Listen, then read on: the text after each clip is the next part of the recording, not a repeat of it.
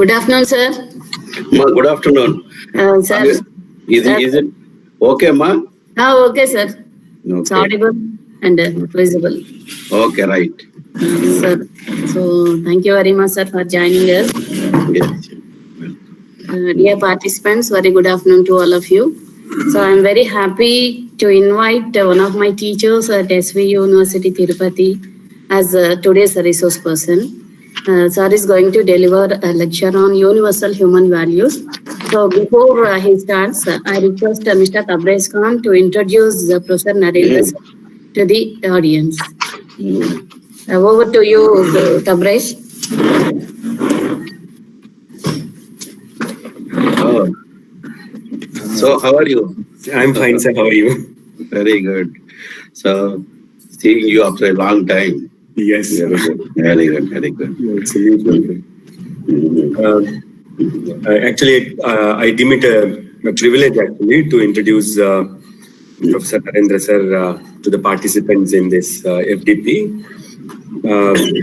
There is actually, I have discovered that Narendra sir has done so much, contributed so much to literature. Actually, he is actually a practicing professor, not just a critic. He also practices what he criticizes. So you too will be impressed by his CV. I hope, I'm sure about it. So Professor Madhurantakam Narendra, sir, he's actually from SV University.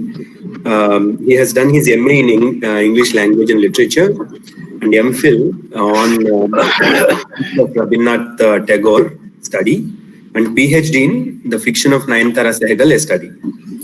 Then actually he has published many books. I'll give you a few of them. Microcosms of Modern India, a study of the novels of Nayanthara Sehgal, published by Classical Publishing Company, New Delhi, 1998. Then Kathanjali is a study of the short story of Rabindranath Tagore by Mahendra Publishers, Tirupati, 2006. Then even in Telugu, he has done, it's an impressive work. Kumbh Mela, it's a collection of short stories published by Mahendra Publications. Then Astitwaniki Atu Itu. It's also a collection of short stories published in 2005. Rendella Padnalugu, another collection of short stories published in 2011. There are some novels also published, like Bhuchakram.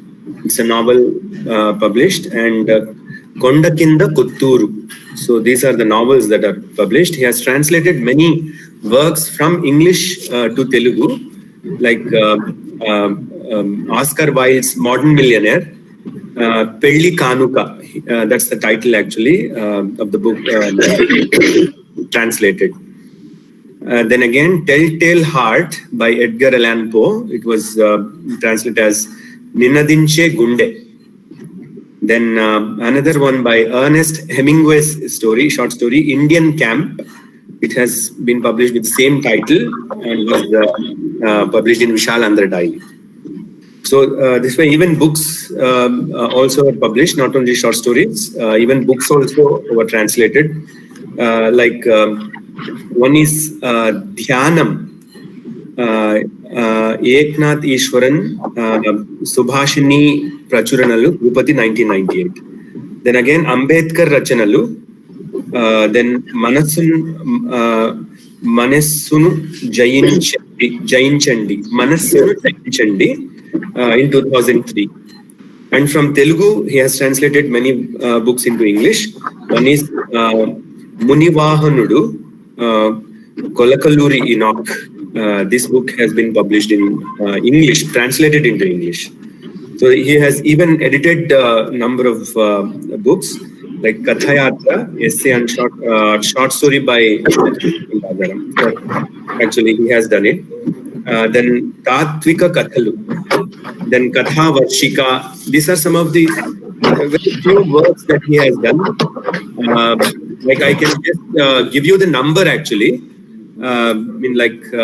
Almost creative writings in English. He has done like The Masquerade, which was published in Indian Literature in 95. Then Eternal Twain, it was published in the same, journal. Then he has written 71 actually short stories in Telugu and 3 novels. And he has got many awards also, like Katamraju Ramarao Award for securing highest marks in MA. Starting with that, he has done he has received so many awards. Like recent was in 2014, Samanya Kiran Spurthi Pushkaram. This award was received in 2014 recently, and there are so many. I'm actually skipping many. He has membership in many academic associations.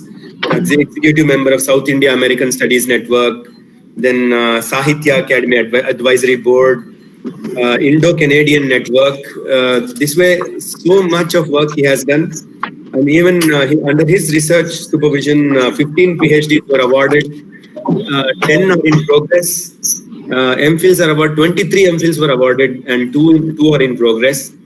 And this way, you have, what we call this much of impressive work has been actually done by Professor Narendra sir. And even many other things are also there, like even some comments regarding Professor Narendra sir that have come in Indian today, like about his writings. Narendra has an amazing skill in the art of characterization. He portrays the hustle and bustle of human activity in a masterly way by means of telling stories. It was written by in the editorial of Indian Today. So there are very comments are also very actually what Narendra sir has done. That those things have I am unable to give you a comprehensive picture of that. What I can give in the limited time that Chitra ma'am has given to me. I am very happy. I again tell you that it's a privilege to introduce Professor Sir to you. Now I request Professor Narendra Sir to take over and address the participants. Okay, so thank you very much, Tavi. That is a very, very elaborate introduction. I think there is no need of such an elaborate introduction to a gathering like this. But even then, I think it only reflects the love that you have for a teacher like me, so for which I thank you very much. And good afternoon to all of you. And from this screen, I can find out that there are nearly 33 participants here. And I am told that it is a refresher course. And in a refresher course, I think a person like me always wants to share my opinion, share my ideas with you. I don't think that it is a lecture. I don't consider it a kind of a introductory or an elementary lecture to a gathering like this. As most of you are teachers and you are well versed with many of these topics, and so there is no need to introduce these things at a juncture like this. But I'm always happy to take part in the refresher courses because it gives an opportunity to meet the elders of the society, the upcoming academicians of the country, where it gives an opportunity to share some of my ideas, some of my opinions with you. And so whenever an opportunity like this arises, I happily grab it. And as Dr. Chitra is one among our favorite students from the beginning onwards. So when she asked me to give a lecture on any interesting topic in the refresher course. Then I asked her to ask me something for which there is no need to be a kind of an academic discipline, because after serving in the university for more than 3 decades, and after lecturing to the students of the post-graduation courses for more than 3.5 decades, I think I'm not so fond of following a kind of a strict academic discipline now. But I can share what I have understood and what I have learned throughout this period.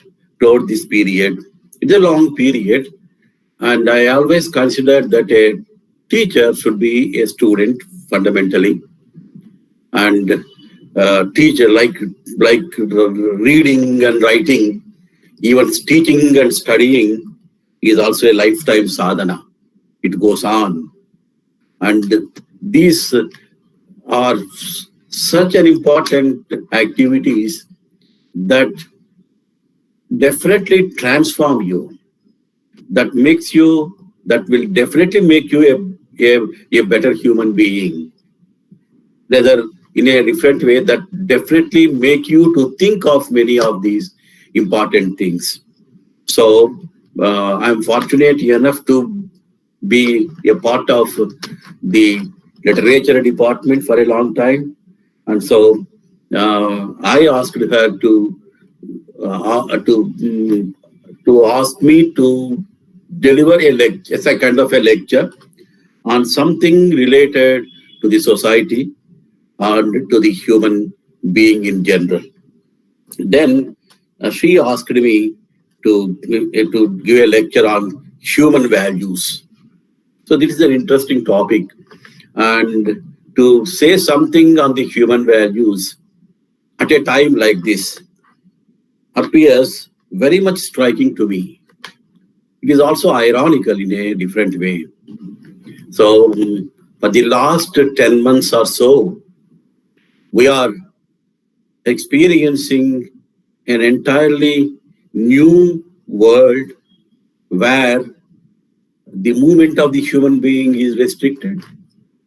The life of the man has become very much truncated, and the activities are confined to the home.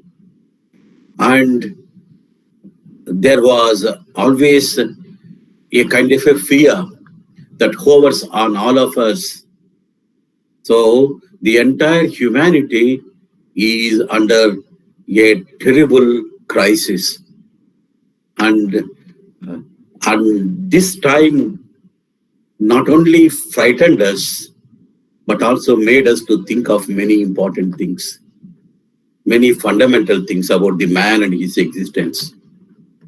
So to say something about the human values in a period like this is not a simple thing. It is a very, very complex thing, but it also makes me to think of many, many important things here. We have to begin from the beginning onwards. So do you think that human being alone has the values? Do you think that the values that a human being has taken up are general in the nature? Do you think that these human values helped us to be comfortable in this world? This is the basic question that I encountered here. The human being is a peculiar being. After a long time, man realized that he is also a part of the nature. So there was a time when man egoistically felt that he is the center of the nature. He is the commander. He is the supreme being. Some of the writers felt that He's a Superman also. So do you think that the man is the center of the world now? I think the very belief, the very conception that he felt that he is the center of the creation is responsible for this crisis. So the very fact that he felt that his values are different from the values of the other beings of the nature is responsible for this crisis. The very fact that he tried to be a monarch, he tried to be a kind of a ruler of the other creatures, made him to face this crisis. So this is the lesson that the man has got of late. Now man realized that he is not the center of the creation. So he has his own values. But do you think that these values are helping him to be a human being? Do you think that they are helping him to survive on this world? So this is a very, very basic question. The very fact that he has forgotten that he is a part of the nature is responsible for this crisis. So it is a man-made crisis also. Why? It is created by the man because of his selfishness, because of his ego, because of his dubious belief that the man is the center of the nature. It is unfortunate. And so now it is high time to realize that man is one among the creatures of the world. He is very much like any other being, like a tiger, like a dog, like a cat, like a mouse, like a fly. He is also like a creature here. So man felt that he can do anything for his survival. He killed many things. He has burnt the forests. He has created a havoc in the world. And he has exploited the benevolence of the nature. He extracted the ores. He has looted the property of the nature. He has forgotten that there is a future. He has forgotten that the man should be clever. He should be wise to think about the future, to think about tomorrow. Without realizing that there is a tomorrow, he has completely spoiled the world. And he faced the music. So man finally realized that he is a part of the nature now.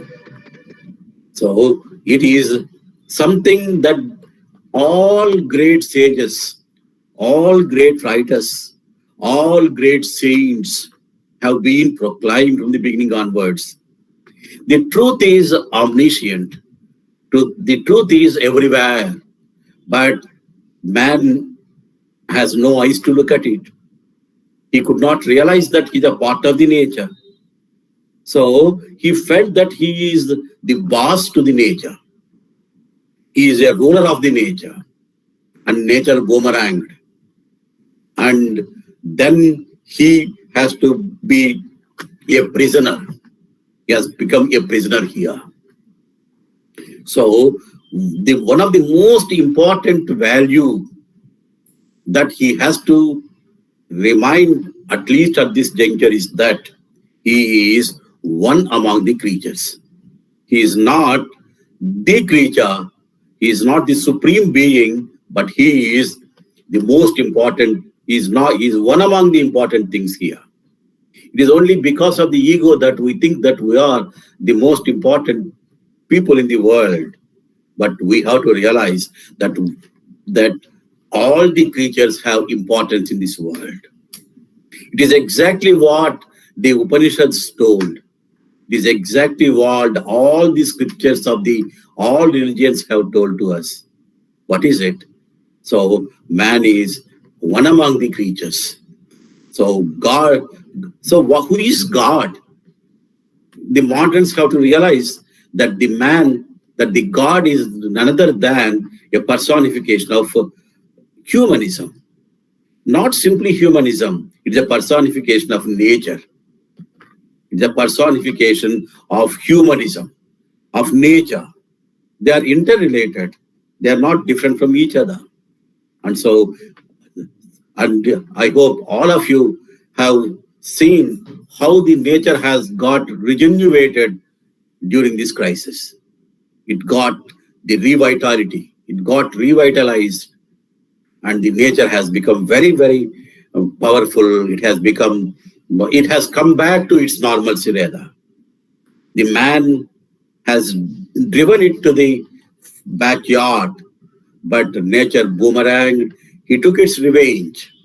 So there is a beautiful play written by Tagore called Nature's Revenge. So you should not fight against the nature. You are a part of the nature. It is what Upanishads proclaimed. It is exactly what all the great writers have pointed out. It is what Tagore pointed out in all his works. He pointed out that man is a part of the nature.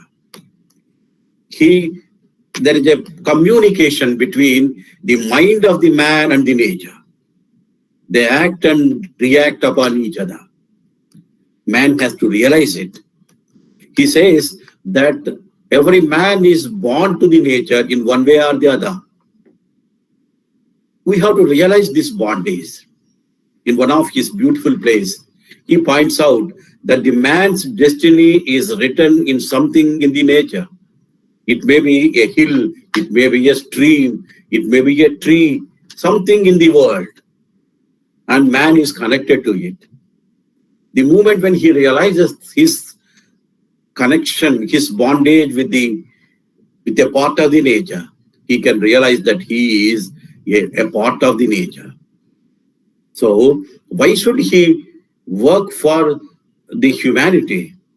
It is for his sake that he has to work for the humanity. So if you can't think about the welfare of your neighbor, you can't survive.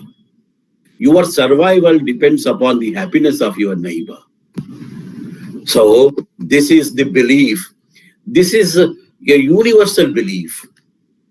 In fact, all the romantic poets proclaimed the same. Wordsworth clearly pointed out that nature is his anchor for everything. So he says that it is only because of the nature that he has become a good human being. So he borrowed many things from the nature, and the nature gave him many things because of which he could become a refined human being. Man is not an outsider in the nature. Man is a part of the nature also. You can look at the romantic paintings. All romantic paintings have the human presence. It may be a landscape, it may be a stream, but in all romantic paintings, you can find a human being at one place or the other. At least sometimes the presence of the human being can be found by means of the swirling of the smoke that emanates from the huts. Thus, romantics believed that man is a part of the nature and he should live as a part of the nature. Even Victorians have the same belief. Victorians are very, very religious in their way. So, in spite of the industrialization, in spite of the modernization, they still believed the importance of the nature. I hope all of you know how T.S. Eliot makes a reference to Ganges in his poem, The Wasteland. So, this is very, very important. Prakriti is the most important thing in the world. So it plays a very, very vital role in many things. It plays a vital role in the man, in the life of the man. And so this crisis, this problem that the human being has been facing for the last few months made us to realize that the human values are not confined to the human being alone. If you think that the human being has the advantage of choosing his own values without thinking the other beings of the world, he has to pay the penalty. And he paid the penalty very, very dearly.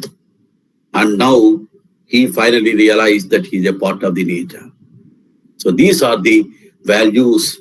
I think this is the most important value that the human being has to realize, at least at this juncture.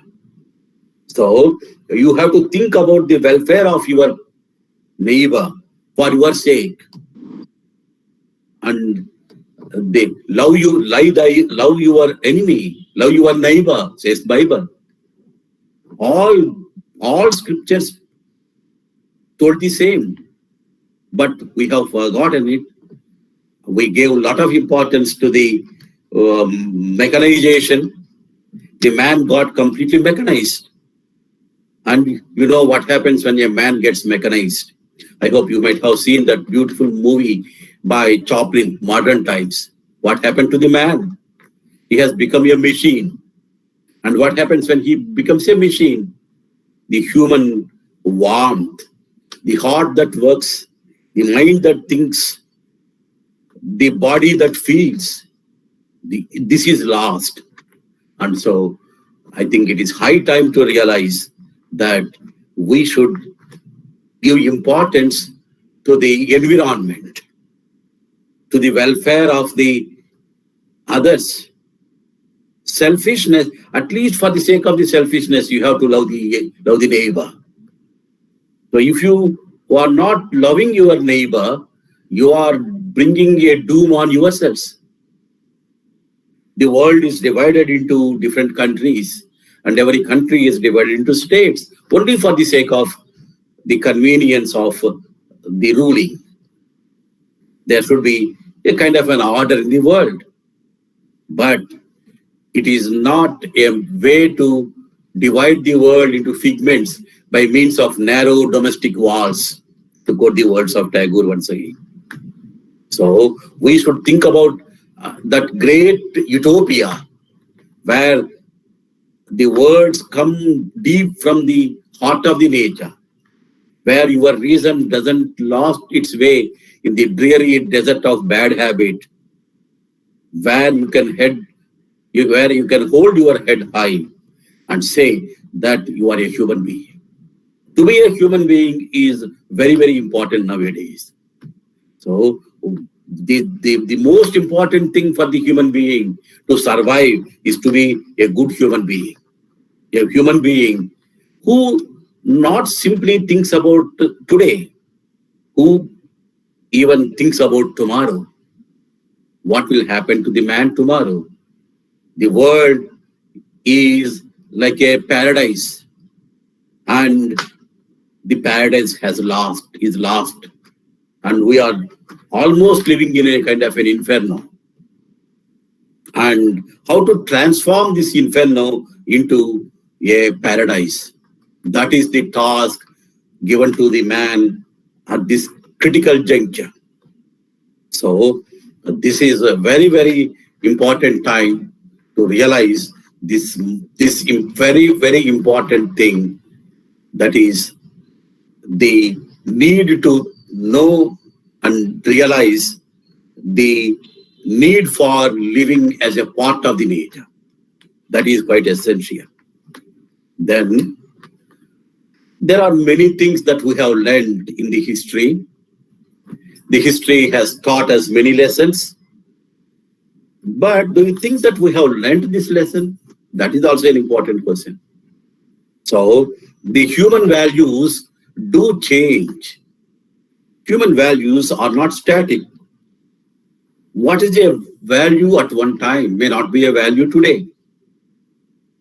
So we have to realize the importance of the contemporary need of redefining the values also. What is a value at one time is not a value today. It is a bygone value. What's a moral during the times of Mahabharata is not a value today. In Mahabharata, you can find out that the sage Vyasa, without any hesitation, points out that there is a need of a Chaturvarna Vyavastha. So, Brahmins, Kshatriya, Vaisya, and Sudra. And he assigned many duties to it. When we read it nowadays, if you closely read Mahabharata now, you will realize that these are not values today. So a man cannot become superior simply because he is born in a class, in a caste. That is also pointed out in Mahabharata, but very hesitantly, not in a way that it has to be. So the values are changed. The values, but there are certain values which remain universal. They are universal even today. So the way that Rama banished Sita is not a value today. So the marital compatibility has a new way of outlook nowadays. So all the religions are nothing but the documents of the human values. All religious scriptures. But do you think that these values are to be continued even today? As far as the Hinduism is considered, Hinduism has no single text, has no single teacher. Some people felt that it is a kind of an absorbing sponge. But Hinduism has an advantage also. You can redefine anything. You can criticize anybody here. You can attack anything here. It is not a problem here because it is Catholic in its outlook. It is not simply a religion, it is a dharma. It has a kind of a democratical spirit even today. You can redefine many things even today. But when compared with it, I think Christianity and Islam, the conventional, traditional texts or scriptures are not easy to be handled here. So what is written long back has to be taken literally even today. You should not change them according to the tradition. That makes the things very, very difficult today. We should have a kind of a democratical spirit to understand these things even today. So the old values do change. They get transformed. What's the value at one time is not a value today. But there are some universal values which remain a value even today. The basic things are there. You have to follow them because they are really universal even today. Look at them. So all religions, all scriptures point out that a human being should respect his mother, father, and the teacher. Mata, Pita, and Guru. This is the order. I think even today, it is a great value. There is no change in it because they are the fundamental values. So it is the duty of a son, duty of a man to think about the father. To think about the welfare of the mother. All these things are very, very important. Even these are universal values. So, in fact, I hope all of you might have seen what happened of late. So you might have seen the mushrooming of the old age homes. So this is unfortunate. It is the duty of the man to think to look after the welfare of his parents. That is a great value. What is more important than this? So he has to realize the importance of the man. The importance of the parents and the teacher. So this is, I think all of you are teachers. I hope you might have seen that the life of a teacher is in a kind of a transition now. There was a time when the teacher was almost like a parent in India, at least. The children were sent to the hermitage where the rishi, who was also a teacher, who was an ascetic, who was the son, who leads a very, very pious life in the hermitage, keeps the students with him, teaches him, and the students live with the teacher there. Teaching is not simply confined to 1 hour or 2 hours or the others. There the students have to live with their teacher. And then it is a kind of a learning of a different way of life. And if you read the history and if you read the epics, you can find out that all the students are equals in the Rishyasrama. You know, I hope all of you know how Krishna has to be on the same footing along with a very poor Brahmin like Kuchela in the ashrama of Sandipa Muni. They are equals there. But there they have learnt many things, and the teacher was almost like a father. Now the teacher has become a professional person here. He is paid. It is a kind of an employment. But it doesn't mean that he should be detached to the students. I think the educational system forced on us by the Britishers is not appropriate. Tagore made a huge cry at the time of the independence, saying that we should have a different kind of education. He even started a university called Santiniketan on the ideal lines. But unfortunately, today in Santiniketan also you have the same flight. So the moment when the teacher has become a professional, the relationship between the student and the teacher is thwarted, damaged. So how to revive this? This is a very, very difficult problem. I think this problem has reached to a certain state where we can't even think of these great ideals also. Lot of water has flown under the bridge.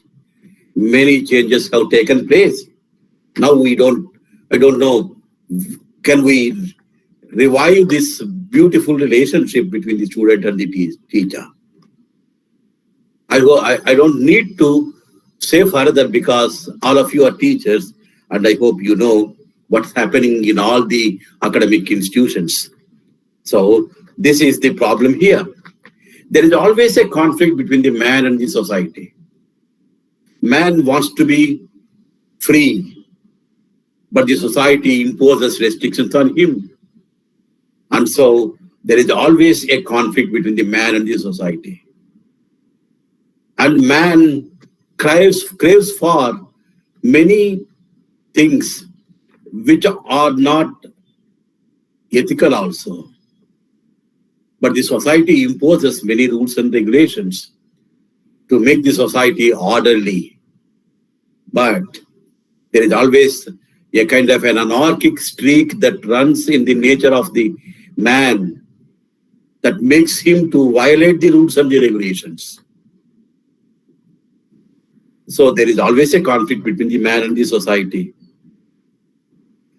But there, even the existentialists, even the modern existentialists, who point out that the man should be given the freedom to do whatever he wants, proclaim that, assert that there is a need to think about the freedom of the other.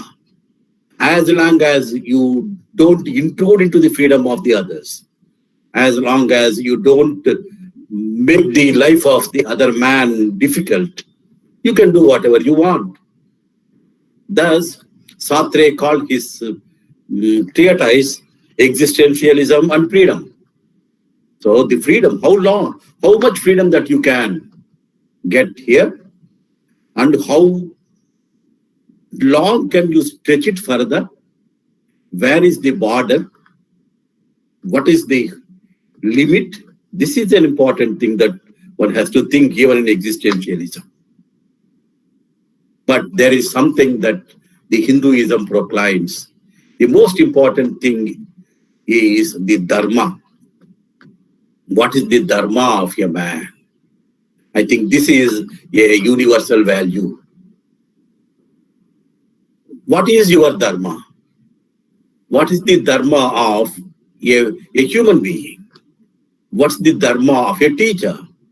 What's the dharma of a student? What's the dharma of a man of whatever kind, whatever profession it may be?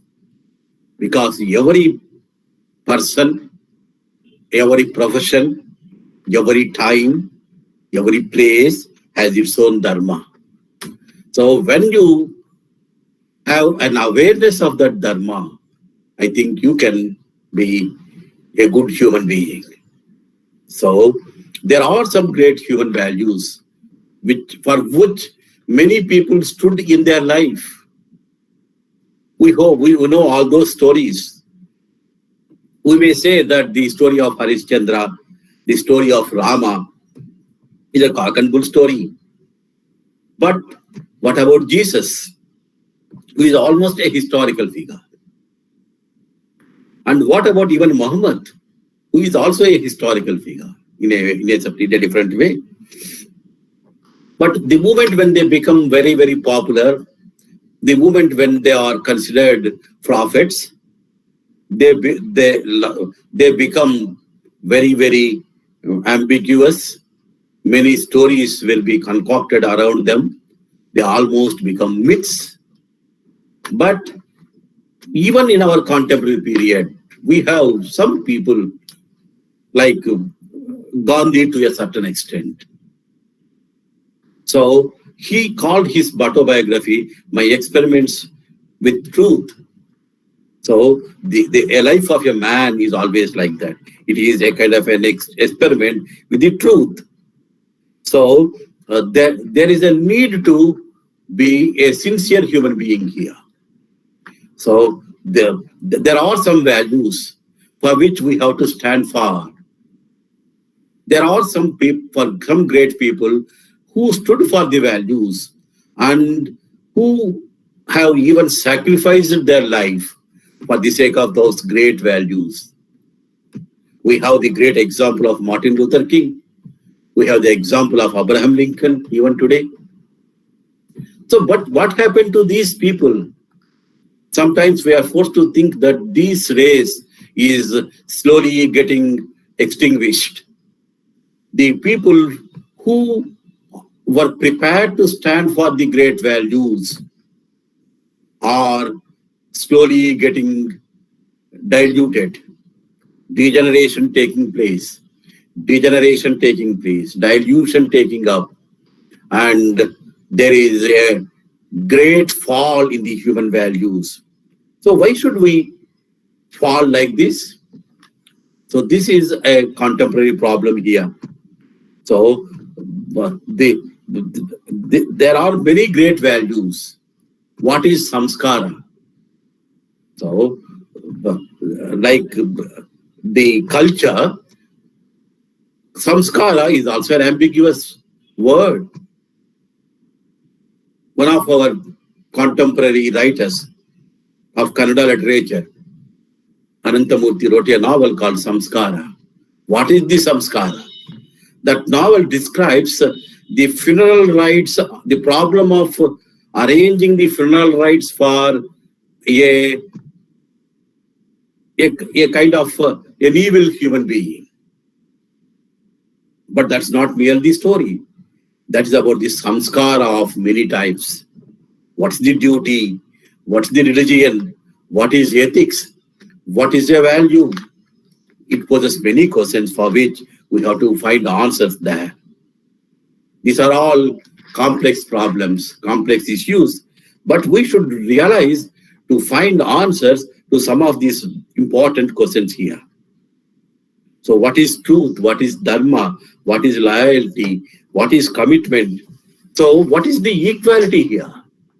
So Rousseau says that the human being is born free, but he is in shackles everywhere. How many shackles we have? So we think that the man is a supreme being, and we have paid penalty for it, isn't it?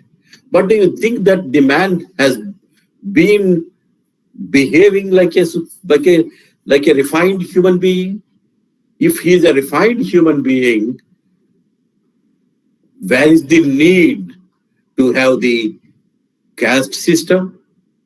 Why should you relegate a fellow human being to an inferior caste? Why should you call him a Dalit? Why should you make him to take up the menial things? So why should the powerful person suppress the weak? So the muscle power is always ruling the world. What about the intellect?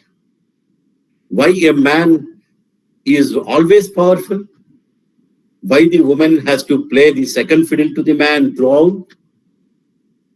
So why there is a minority? Why there is always a majority? What happens to the minority here? So in a democracy, the minority plays a vital role. So you know what happens during an election? If there is a 50% turnout, say, it is not a majority, isn't it? So we have a different kind of democracy here. Even if 40% turnout, they count the votes and give the verdict. In fact, the entire number of voters is lesser than those who didn't vote at all, isn't it? So here we have a different situation here. And what happens to the minority? So what happens to the people who didn't vote? So everybody has to be given importance. Every human being, every person is important in this world. Nobody is redundant. Even a single person who has something against you has to be heard. You have to hear him. You have to know his opinion. So you have to find out, is there any lapse in the world? So that is very much essential. That is the ideal. Do you think that we are progressing towards that great ideal?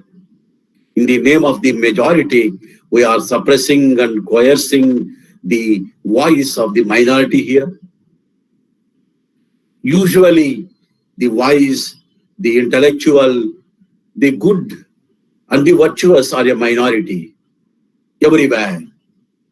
Then what will happen to the future of the humanity? That is a very, very difficult problem.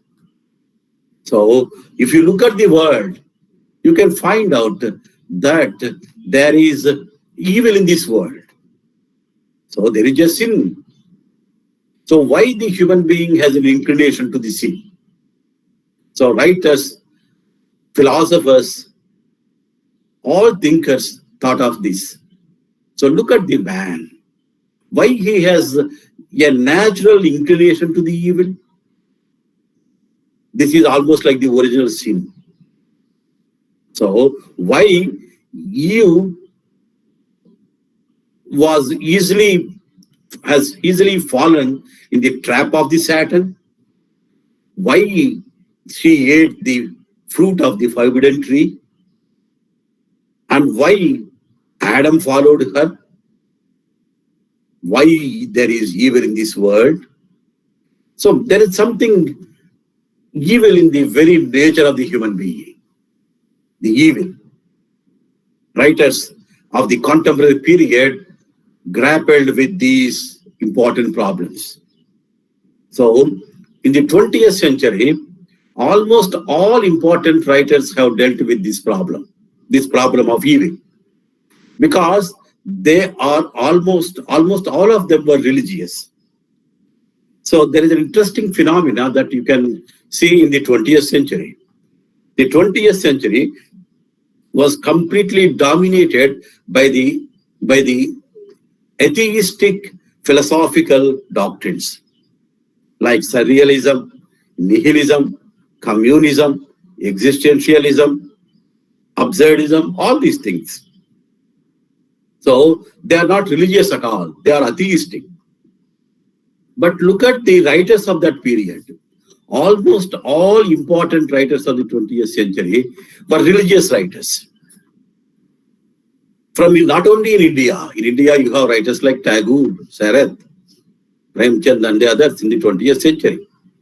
But throughout the world, you have Tolstoy, Dostoevsky in Russia. They're basically religious writers. Dostoevsky writes about the religious nature of the Russians. Dostoevsky is deeply rooted in the Christianity. In Brothers Karamazov, he describes many things in a minute manner. That's a religious novel. If you remove religion from Dostoevsky, I think there is nothing. In the same way, all writers of that period, T.S. Eliot, W.B. Yeats, J.M. Synge, Virginia Woolf, Ernest Hemingway, Emerson, all the writers, all of them are religious. Look at them. So all these writers are religious. But all these writers are religious in a different way. You have to redefine the religion here. So a writer like Graham Greene points out that the man cannot live without a religion. Religion is a life force. So as long as there is death in the world, there will be religion. Death is the seed for the religion. And so as long as there is death, man thinks about the life after the death. As long as there is a question about the life after the death, there will be a religion. And a religion, all religions are simply beliefs. Nothing is scientific. But even then, that is very much essential for the survival. Man cannot live without a religion. Dostoevsky says that the Russians, if the Russians believe in atheism, he says, if the Russians believe in atheism, they will transform atheism into a kind of religion. Look at the irony. They will definitely transform the atheism into a kind of religion, according to him. So that is the nature of the man. Man cannot live without a religion. That is understood. But what is religion here? We have to understand the true meaning of the word religion. So whenever you whenever you say the word religion, you are reminded of the ritual ceremonies, the cathedrals, the mausoleums, the mosques, the temples, so on. Do you think that is religion? I think in the 20th century, 21st century at least, we should realize the true meaning of the religion. Religion means a way of life. It is nothing more than that. All those primitive people understood religion in their own way. The people in the deserts understood the mystical power in their own method, in their own way. And the people of the meadows created their religion in a different way. Why there is no new religion today? Because there is no need. Because the man has grown long afterwards. And so there is a need to have a fresh look at the very thing called religion. All the 20th century writers whom I referred now made an attempt to it. Tagore wrote a beautiful essay called The Religion of a Poet, where he points out that the life is like a playground. It's a playground where the human soul plays with the divine soul. How can he get the divine soul here? He says that the human being can have the divine soul in a different way. There is no need for the human soul to run after the divine soul. He says that the divine soul comes to the human being in a way, in order to play with it. There is no need to go to the God. God comes to the human being. In a way, Tagore humanizes the God. That is very much essential today. So we have to realize a need for a reformation in this context. This is very much essential. The world is broken into different kinds of figments in the name of countries, in the name of religions, in the name of caste. Tagore pointed out that even patriotism is a parochial emotion. Patriotism. So, why should you love your country? Because you belong to it. It doesn't mean that you should hate your neighbor. Why should you hate your neighbor? Why should you hate Pakistanis, for that matter? There's no need to hate them. They are our brothers. And why you have transformed them into enemies? So, why should you think of the unnecessary things without realizing the importance of making your life comfortable, without realizing the importance of transforming your home into a paradise? Why should you think of all those things? So the transformation should begin from the individual. So don't think that the evil comes from the society. The evil is there within the human being itself. The transformation should begin from the human being himself. I think William Golding has done it marvelously in his novel, Lord of the Flies, where he pointed out that the man has a natural inclination to evil. That is the reality. That is the original sin. He may be choosing many things from Bible. He may be presenting the entire discussion from the Christian point of view, but his Christianity, I don't think that is confined to Christianity alone. All great writers know how to make the religious scriptures universal. All great religions have the same thing at the bottom. They know it pretty well. So I think there is no problem with a truly religious man. A truly religious man will always have harmony with the world.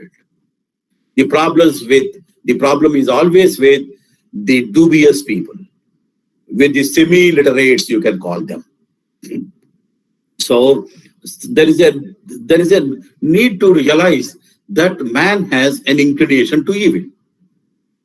That's what he called the ancient inescapable recognition. and he tried to look at the source of that evil. He found that there are many ways of looking at it. That is an important problem here. So the problem of the human being is that he can't arrive at a single straightforward answer to these questions. These are all complex questions. There are many answers to it. All of them are relevant. Not one of them is right. So when you follow one, you are neglecting the other. As a result of that, there is always evil, and thus the evil becomes a life force. We have to realize that evil is a life force here. I hope you remember that beautiful poem by Frost, The Road Not Taken. So when you take up a road, you are leaving the other road. When you leave the other road, I think you are not doing right. There is always a choice. Unfortunately, there is not one way for the human being. There are many ways. You have to choose your way. When you choose one of these ways, you are not going in the other way. That is wrong. That is the source of the evil. Thus, evil is a life force. And so, it may be because of the human beings, because of the individuals. There are some individuals who are responsible for the evil. So the history has shown us that there are some evil forces like Hitler, Napoleon, Mussolini, all traitors, all kings, all these notorious people. They are the source of the evil. They felt that they are super beings. They felt that they are the monarchs. They were the Caesars. And so they tried to prove that they are superior by killing and torturing the innocent and the weak. That is unfortunate. The history is full of that. But it doesn't mean that there are no good human beings. There are also good human beings in the history. But they are not so popular. And so these people are responsible for the evil. How to control them? You have to control them with the help of the psychiatrists, according to the writers, according to the scientists. It is a psychological problem. These are these psychological problems. Ego is also a psychological problem, which has to be treated by the psychiatrist. I think now the entire humanity needs a psychiatrist because we are undergoing the pandemic now. So why should you need a psychiatrist? Because you are not properly growing. You are not properly progressing. So this improper way of development is not a development at all. It is not growth. To quote the words of Carlyle, it is like elephantiasis. So man has to realize that, at least at this juncture. So he should realize. So the evil, there is an unseen force. We don't know what is there behind the world. That unseen force has many names. We call it God. We call it goddess.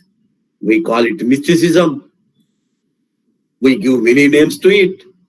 Whatever it may be, it is something that we can't understand. And sometimes, foolishly, we try to propitiate them by means of rituals and ceremonies. That is also a part of the reality. But the most important thing is that there is evil. The evil is there in every human being. It comes within us. It is an unknown creature that lurks in your psyche itself. The entire psyche of the human being is a kind of a Kurukshetra, where there is a war between the good and the bad, where there is a war between the virtue and the vice. Who will win the war? Who is going to win the war that is taking place in your psyche? It depends upon your psyche. So if you are good, your goodness will win. If you are virtuous, your virtuous nature will win the war. And so the psychological war that takes place within the psyche of the human being is to be handled cleverly. Unless you handle it cleverly, you can't survive further. That is the important thing that you have to notice. So there is evil, no doubt about it. But where is the solution to it? So where is an answer to it? Where is the counter to the evil? How to counter the evil? This is the answer is also there in the great works. In Power and Glory, I think, Graham Greene points out that there is an answer to the evil in this world. There is a thing that can counter the evil of the world. What is that evil? Love. Love is the answer. Love yourselves. Love your parents. Love your teacher. Love your brothers and sisters. Love your neighbor. Love your country. Love your world. So, if you are sincerely loving yourselves, you should definitely love your neighbor. Because if you are concerned of yourselves, if you are interested in your own welfare, you can realize that your welfare depends upon the welfare of your neighbor. Then you will definitely love you should be at least wise here. You should love your people for your sake, not for the sake of the others. That is very much essential. Love yourselves. Love your country. Loving your country doesn't mean that you have to hate the others. If you are truly loving your country, you should love your neighbor because your peace depends upon the peace of your neighbor. War is never a happy thing. Even if you win the war, you will be suppressed. John Steinbeck wrote a beautiful novel called The Moon is Down, where a powerful country invades a small island, defeats them, and then they rule them. So a group of the victorious people go to that island and they begin to rule the people. Then what happened? Do you think that the victorious people who went there lived peacefully? No, they are always frightened. They are suspicious because they know that they have hurt the feelings of the natives and the natives may revolt at any time. They can't live peacefully at all. And so they can't live peacefully. That's the problem. Why? Because they couldn't win the hearts of the people. They have won the land only. It is essential to win the hearts of the people. So if you love your country, you should love your neighbors. If you love if you love yourselves, you should love your family. Your peace depends upon the peace of your brother, the peace of your wife, the peace of your children, the peace of your neighbors also. So love is the answer. So you should love. That is the only remedy to this world. That's the answer. Thus, now there is a need to redefine the religion. You are in need of a new religion here. There is a need, and remember, we are not the first person to say that. There are some great experiments which have taken place, which took place at many places. Some of those great experiments were taken up in India itself to have a new religion. I think the first experiment was taken up by Buddha. Buddha revolted against the ritualistic, traditional Hinduism. He attacked the Chaturvarnya Vyavastha. He wanted to find out the answer for the grief of the human being. And he found the answer. He said that the man should not yearn for anything. He should be self-contained. So it is, I think this is one of the greatest revolutions taken place in the history of the mankind. Buddha is the first rebel, and he created a great religion called Buddhism. But unfortunately, Buddhism also become another religion. There's a problem with the institutionalism. As individuals, man seems to be good. But the moment when something becomes a kind of an institution, all evil things creep into it. So Buddhism, you know what happened to Buddhism afterwards? All evil things got into it. They got divided into different sects. Buddhism, Mahayana, Hinayana. And in the beginning, they didn't allow women. Afterwards, women were allowed. And then all kinds of evils got into it. And even a country which is in war proclaims that they are Buddhists. So what is the use of it? So it began well, but what happened to the man afterwards? Things fall apart. Christ, W.B. Yeats in Second Coming. What happened? The orderly world is slipping through. We began well. We have progressed further in a fruitful way. But in the halfway, we have lost the way. Why? What happened to us? We are very much like these two army camps fighting in the darkness on the shore of the Dova. We don't know whom we are killing because it is pitch dark. We may be killing our own fellows. Unless you kill, you will be killed. This is confusion was confounded. We are living in that kind of confusion.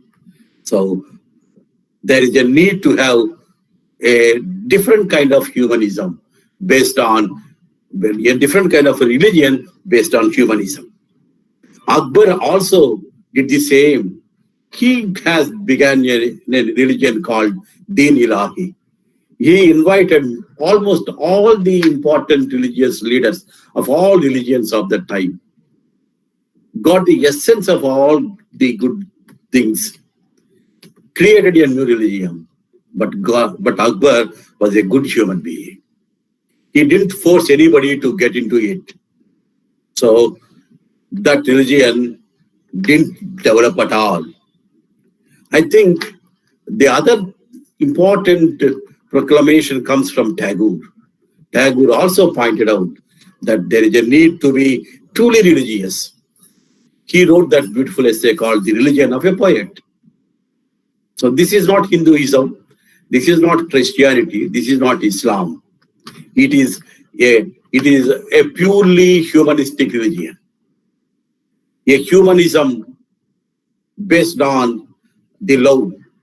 A humanism based on the relationship between the man and the nature.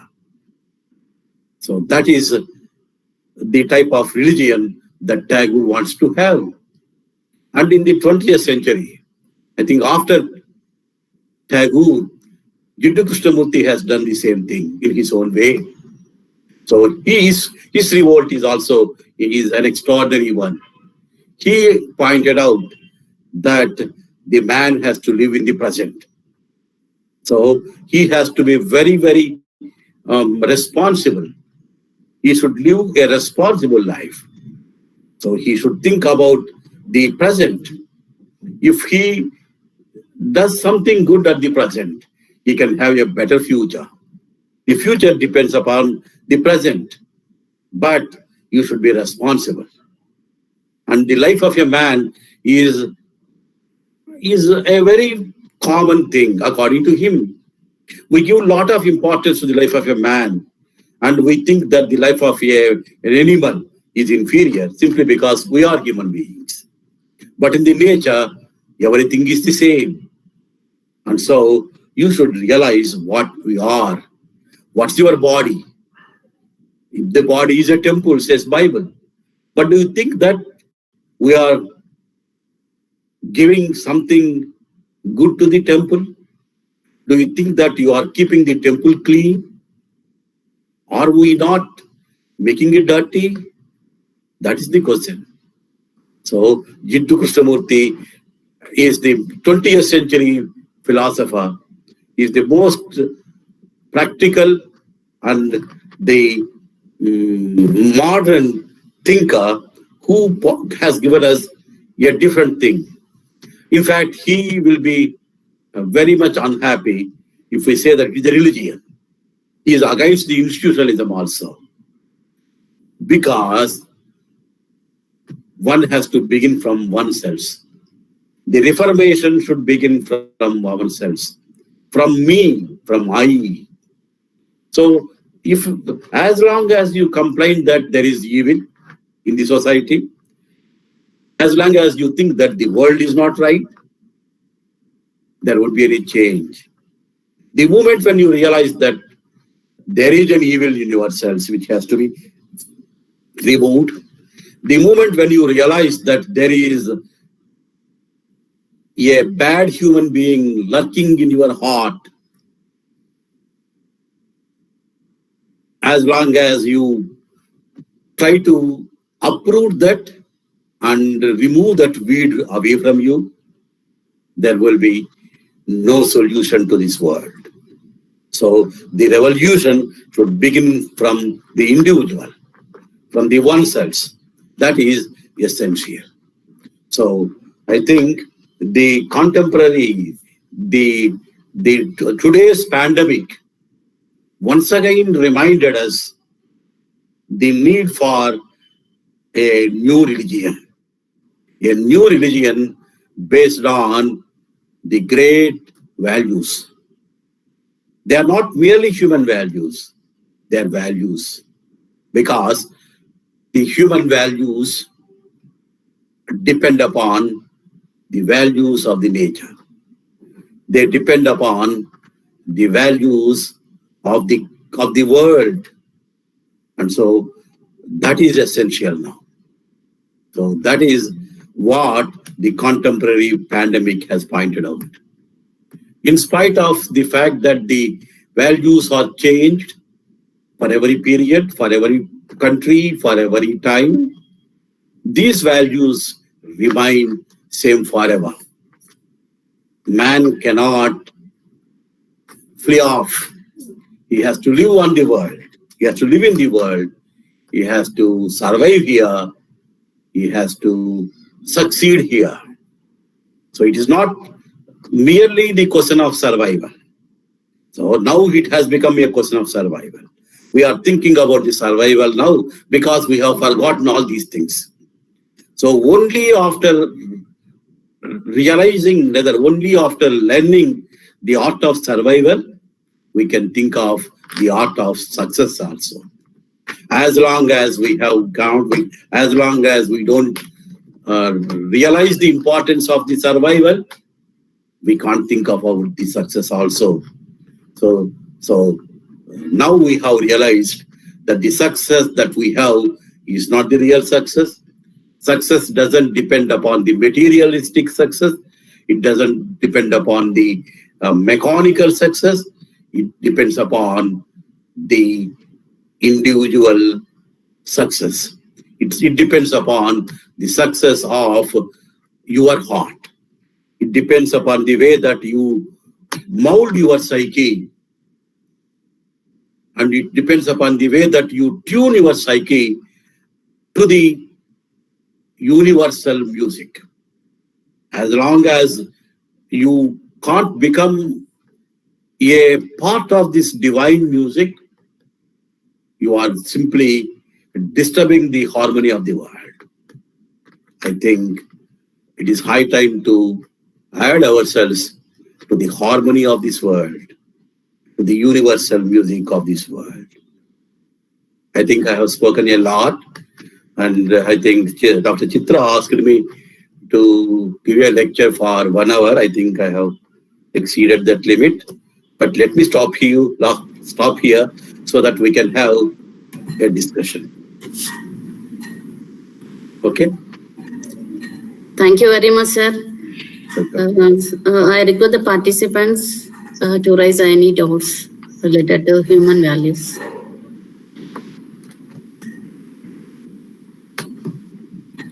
So if you have any question, please ask.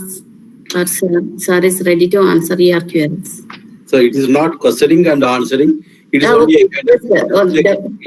it is only a discussion, isn't it? Yes, okay. Clearly understood, sir. Thank you for your session, sir. Welcome. A very excellent session, sir. Thank you so much. Okay. So as long as I am speaking, I have this doubt whether I am properly communicating it or not. Because everything is communicated, sir. Everything is communicated. Right. Thank you. So that's really, it was an excellent lecture, sir. So you took me to my the formative years when I was in first year listening to your lecture, sitting in the first bench. So really, I'm very much grateful to you, sir. So for reminding me all those things. So really, it was very, very interesting lecture. And so I like the concept of that love as for all the persons. So really, it's wonderful. That's the only answer, yes. Yes, sir. Now I request Mr. Hajarat, sir, to propose vote of thanks to Professor Narendra, sir, on behalf of the organizing team. Over to you, Hajarat. Thank you, madam. Thank you very much for giving me this wonderful opportunity to propose vote of thanks to such a great and legendary personality, Professor Narendra Madhurankan, sir. And sir, we had already gone through many of your lectures, and it's a great opportunity once again to the teacher community. And we have seen you, and we have listened your lecture here. We feel proud, sir. Thank you very much for accepting our invitation. And for being a part in this wonderful FDP. And it is very helpful to our teacher community. And sir, we feel very proud and great after after going through your teaching career. And the 30 decades teaching career inspired us a lot. And we have learned who is a human being and what makes a man human being. And what we have done to this nature, and how we are treating the other creatures, and what will happen if you neglect other creatures and the nature. And we have witnessed a great loss. We are seeing now, and we have been you have told that we have been observing number of old age homes and orphanages here. That is because of this lack of values. And finally, and you have related all the values to religions and epics and Vedas and other literature, and that was wonderful, sir. And finally, and we have learned that, and everything is of love only. And if you love nature, or other creatures, neighbors, and parents, children, and there will be no any problems like that. And it was really very inspiring. Thank you very much for coming to our session. And on behalf of FDP organizing committee, thank you very much, sir, once again. Thank you. Welcome. Right. Sir, thank you very much, sir. Ma, can I take leave now? Yes, sir. Thank you. Okay, Amma, welcome. So really, all of us have enjoyed. Very good, Ma. Thank you. Love letter manage చేసింది నేనే call చేసేటప్పటికి మళ్ళీ మీరు చేశారు.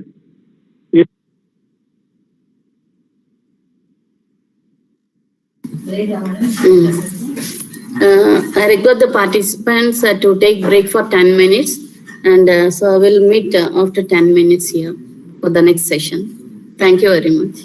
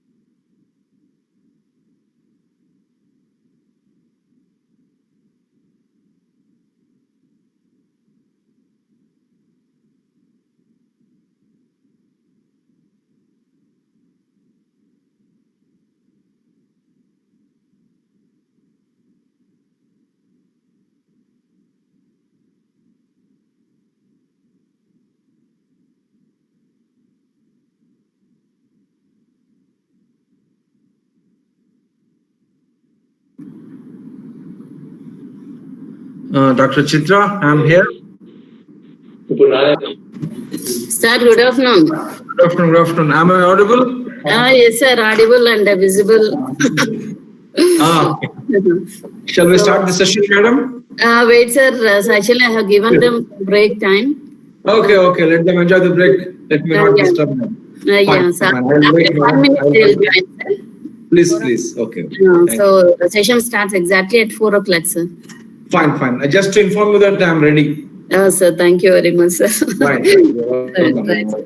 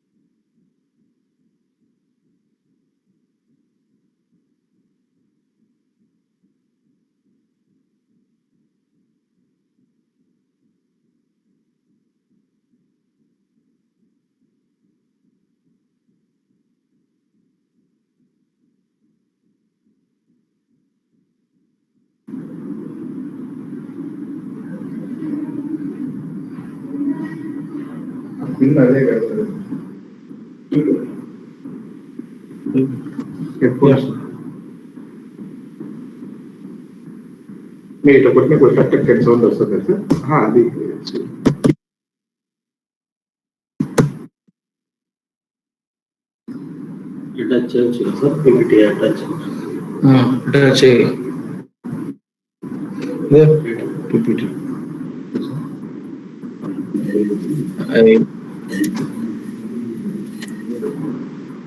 Sir, shall we start, sir?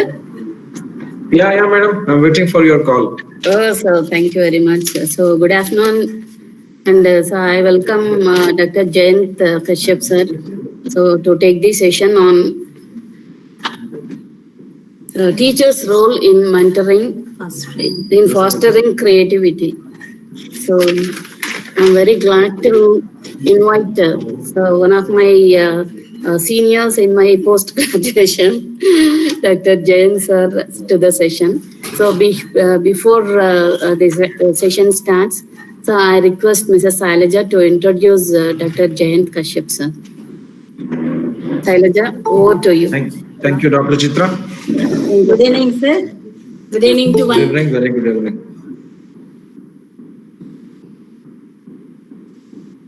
Am I audible? Could you hear me? Yes, sir. Yeah.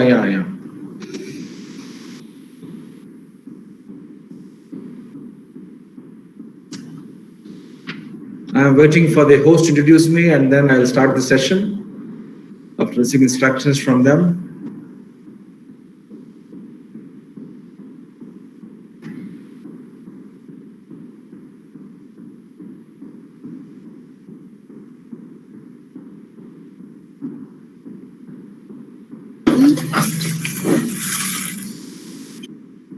Chitra madam, am I audible?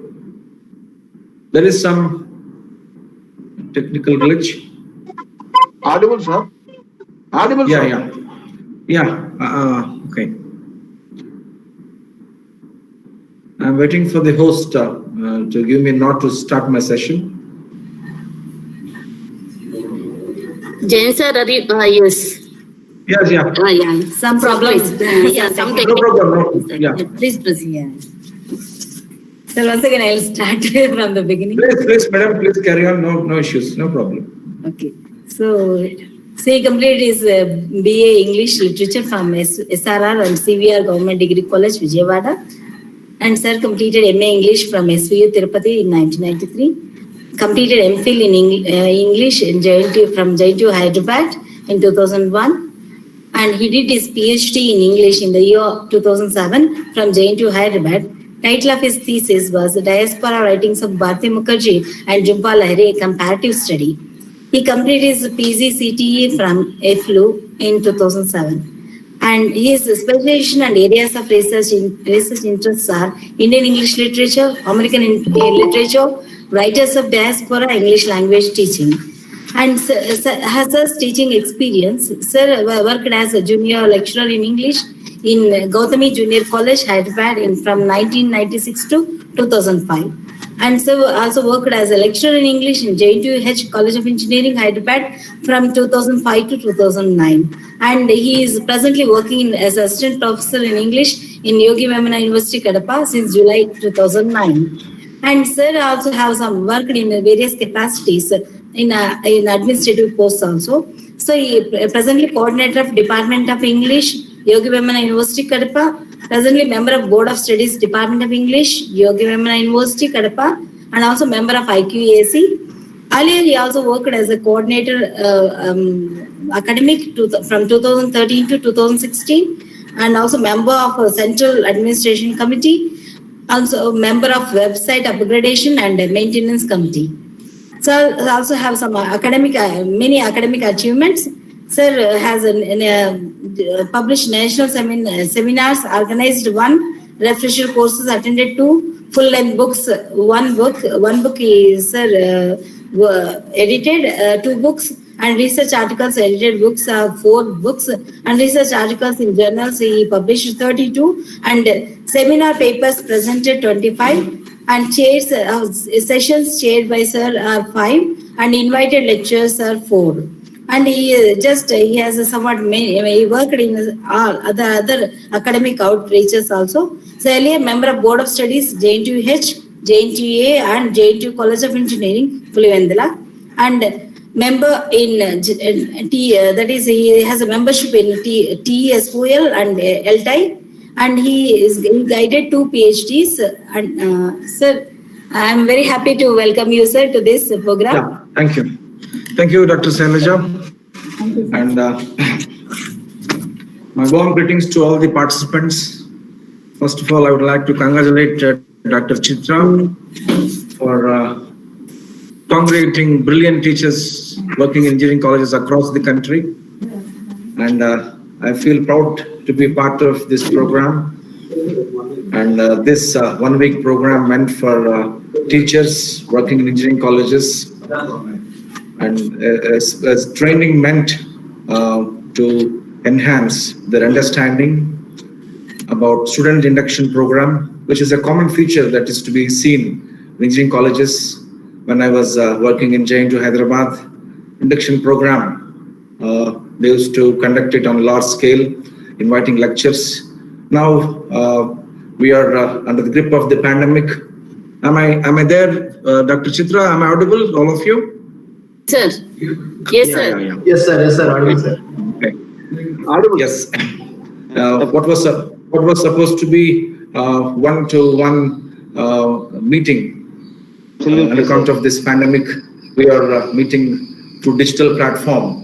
I remember the words of David Crystal, a famous linguist, who said, in today's world, screen is central, and then book is optional, and learning is minimal.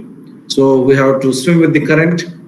This is the only platform as of now where we can congregate teachers and we can conduct programs, bringing the fraternity of teachers on one platform.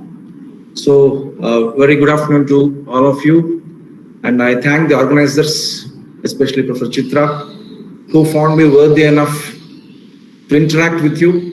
And I appreciate her efforts for conducting and contemplating such a meaningful program before the commencement of classes for students of engineering, right, first-year students. So before I start my session on creativity, right, which of course is a general topic, right, and I'm sure that you had a relishing session, you had a rewarding session from my teacher, Professor Narendra Garu, who was talking about human values, an excellent writer and a novelist par excellence, and who did a remarkable work in the field of Telugu literature as well as English literature. And after the session of Professor Narendra Garu, I feel a bit nervous to address you, right? I'm a man of, such stupendous scholarship, Professor Narendra. I'm sure that you had the real privilege of listening to him, and hope it was quite a rewarding experience. The talk of Professor Narendra sir about the worth and value of humanity, human values. So before I commence my session, let me place a caveat, right? A humble submission before you. So I'm not going to quote any text, or I'm not going to teach you something that is bookish. I'm not going to share with you what is to be found in books. There are so many books on creativity, right? In fact, there are a plethora of books. There is mushrooming of books in any branch of knowledge. But here I am today to share some of my experiences. Of course, I quote and cite books wherever required, only to support, only to buttress my views, to substantiate my views. So these are all my personal experiences. And as teachers, as democratic we are, teaching is a democratic activity and a secular activity. I personally believe in that. As teachers, our attitude is secular and our vision is democratic. We have to accommodate all the views, and we have to use our discretion wherever required to accept those views and to reject those views if required. So with such democratic bent of mind, I would like to tell you that my views, you may differ from my views, because no two teachers are the same. No two students are the same. Each teacher is unique in his own way. Each student is unique in his own way. But whatever is good, whatever is worth receiving, whatever is worth emulating, whatever is worth considering as teachers, it is our bounden duty to accept it. And I don't think there is universal acceptability of views, and multiplicity of views is a sign of democracy. Difference of opinion is also a sign of democracy. So as we live in a democratic country, so let us follow this sacred policy of democracy. So with this humble submission, I will start my session. I'm sharing one PPT. It is only for consultation, that just to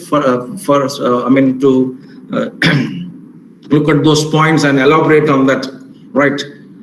I'll start my. Are you in a position to look at my screen? Not yet, sir. Yeah. You can start sharing your screen, sir. Yeah, I'll share my screen. Wait a minute. Same.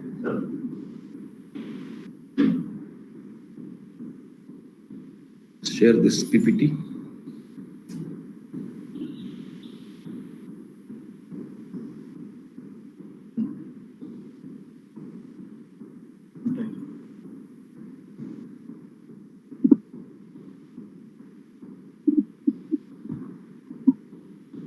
Now, madam?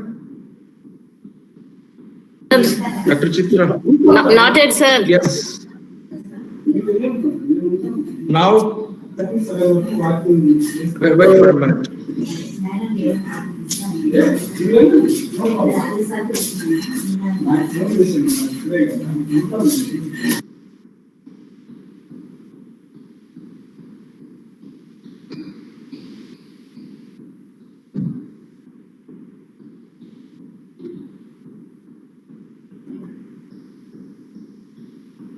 Yeah.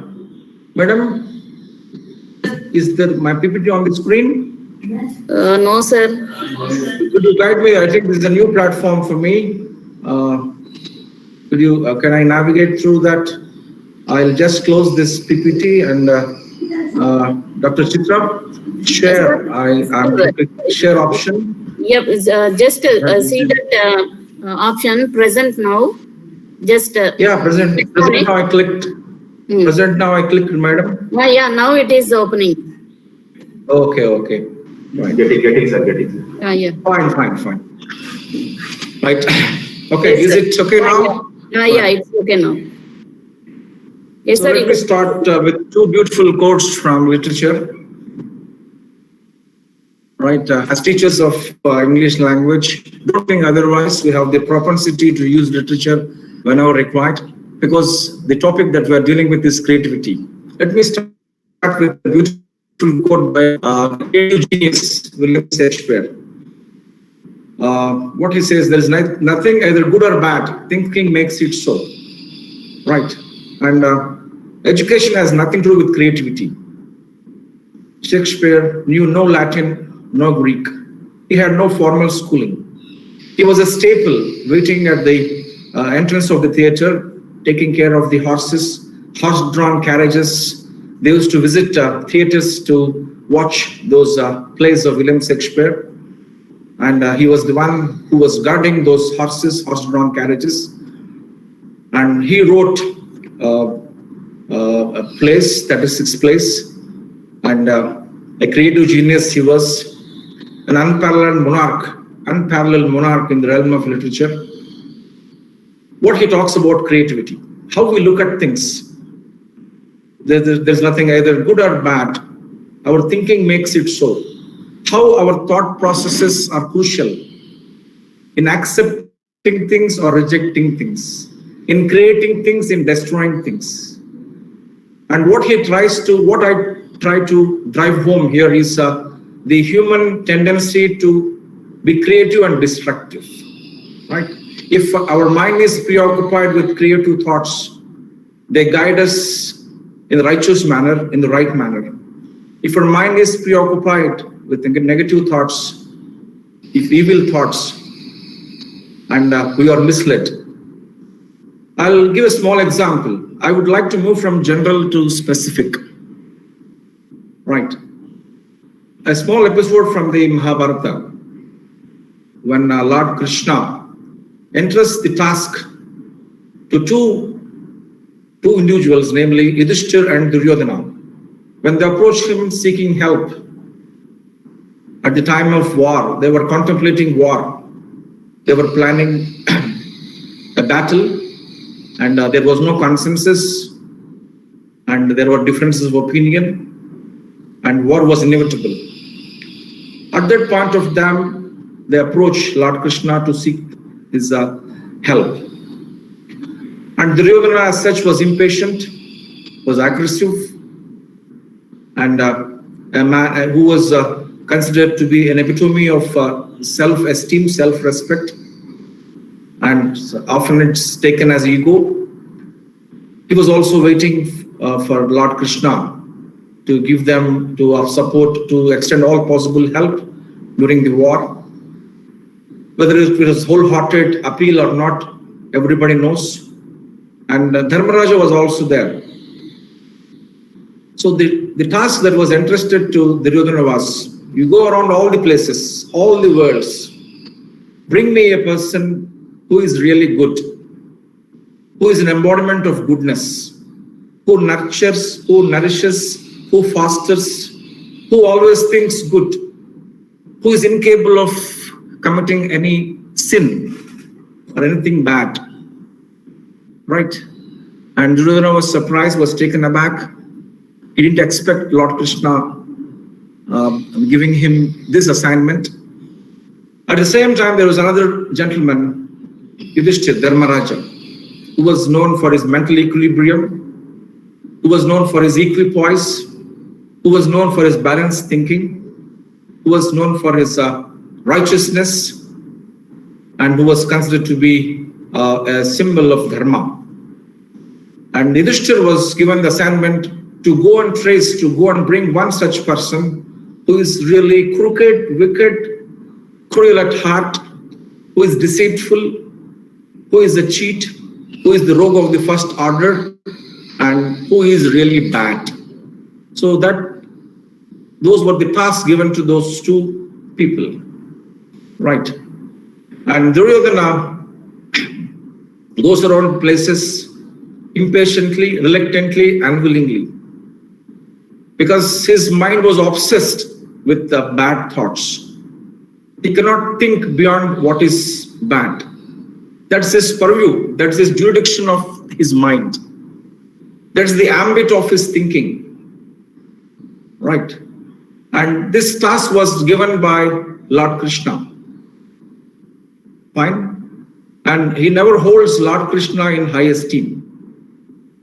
So the task was performed unwillingly, reluctantly. He returns to Lord Krishna and makes an announcement. I went around places, I didn't find even a single person who is good. Everybody is bad. Everyone has vices. Everyone is weak-minded. Everyone is pessimistic. So he was never trying to look what is good, because he was blindfolded to what is good. His father was blindfolded, Dhritarashtra. Duryodhana was not blindfolded, but he was blindfolded to what is good. He can't see what is good, what is creative, what is productive, what is useful, what is purposeful. His eyes are closed. His mental vision was malfunctioning. He had no mental vision to view, to visualize things beyond goodness. Beyond bad, he doesn't think anything else. And Dharmaraja, a man known for his perseverance, steady efforts, and he was obedient. And he knew that Lord Krishna's order was something divine. Right? He lent that divine dimension to the task given to him. And patiently, with all endurance, with all patience, he went around different worlds and he made a circuitous trip of all the places and returned to Lord Krishna. And he said, I didn't find even a single bad person. Right? Even in a person who is cruel, who is wicked, who is aggressive, who is arrogant, who is nasty-tempered, who is evil-minded, I found an ounce of goodness, a tinge of goodness. And I was focusing on the goodness. The quantum of goodness may be small, but it is worthy. That is what is, I think, creative. The goodness that lies in human beings. To see beyond what is bad is creativity. So Dharmaraja's task was completed. In the right earnest, when he returns to Lord Krishna and claims that he didn't find even a single bad person because his mind was preoccupied with those positive thoughts.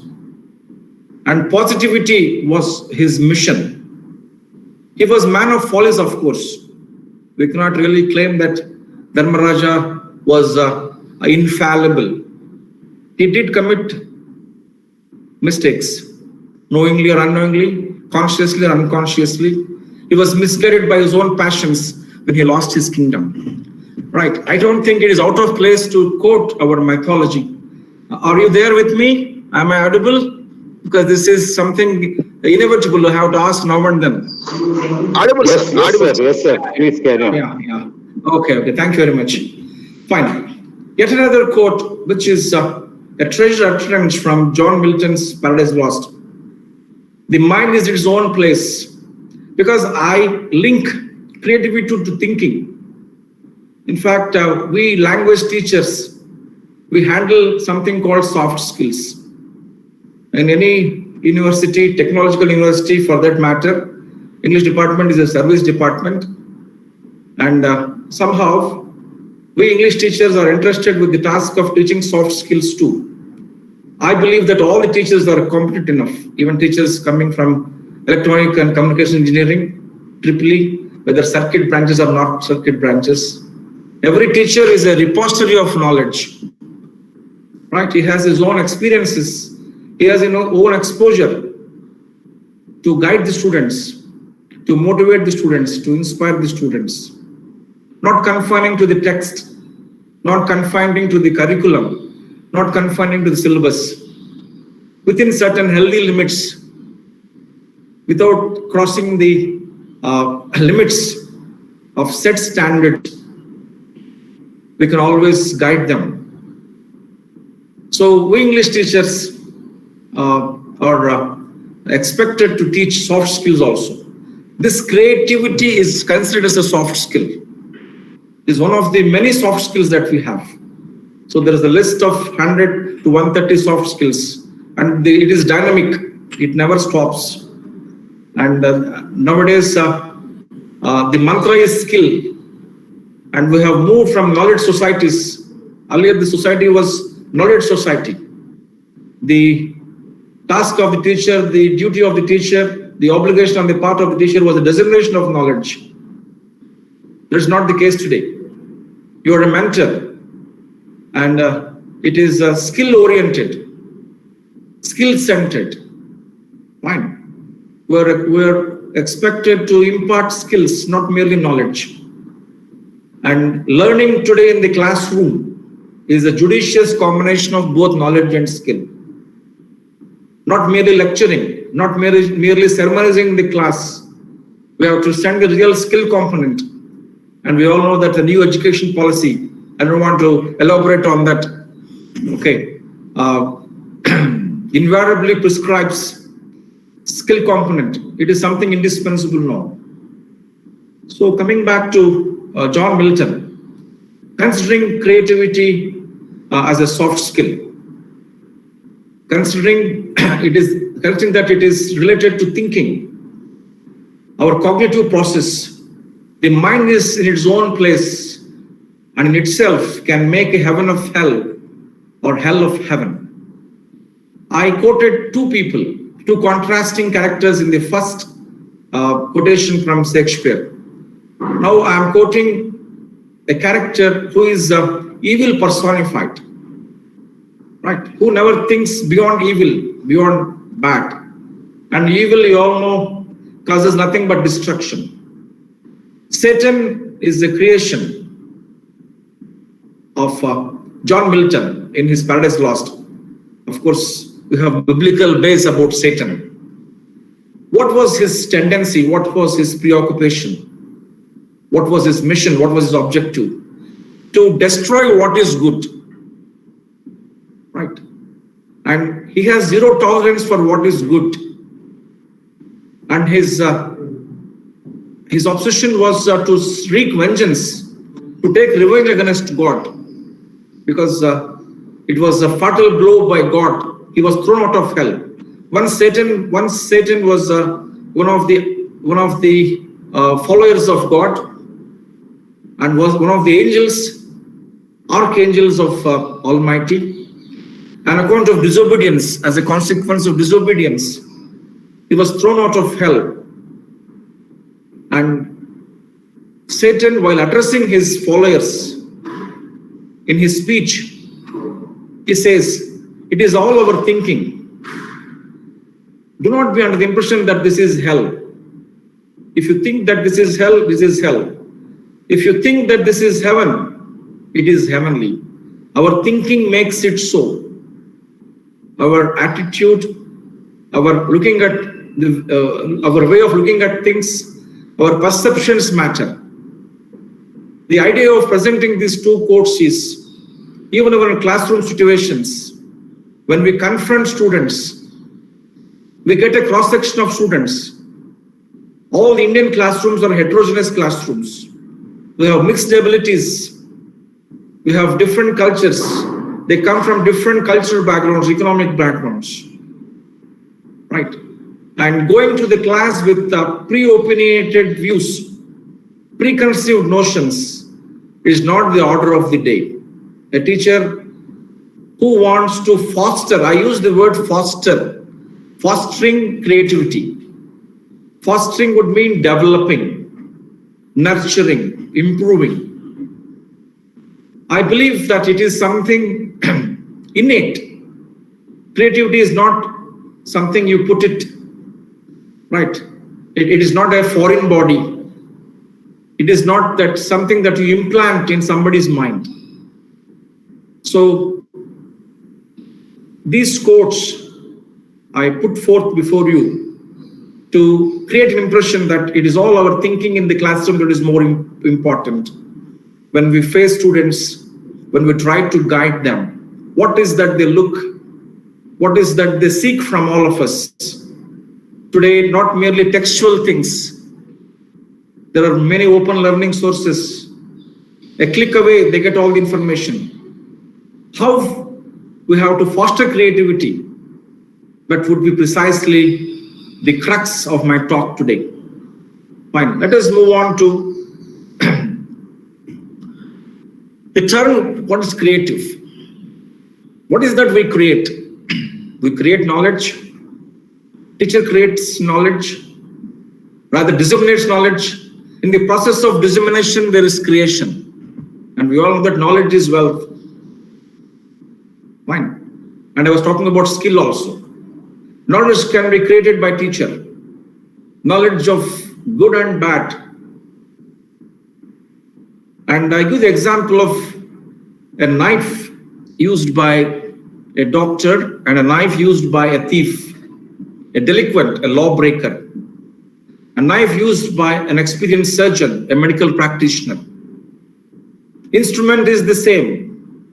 What kind of knowledge the surgeon gained, what kind of knowledge the surgeon accomplished is something creative. He uses the knife, he uses the device, he uses the instrument in his theater to provide relief for the patient, to give him a new life, a fresh lease of life. Instrument is the same, knowledge is creative. Fine.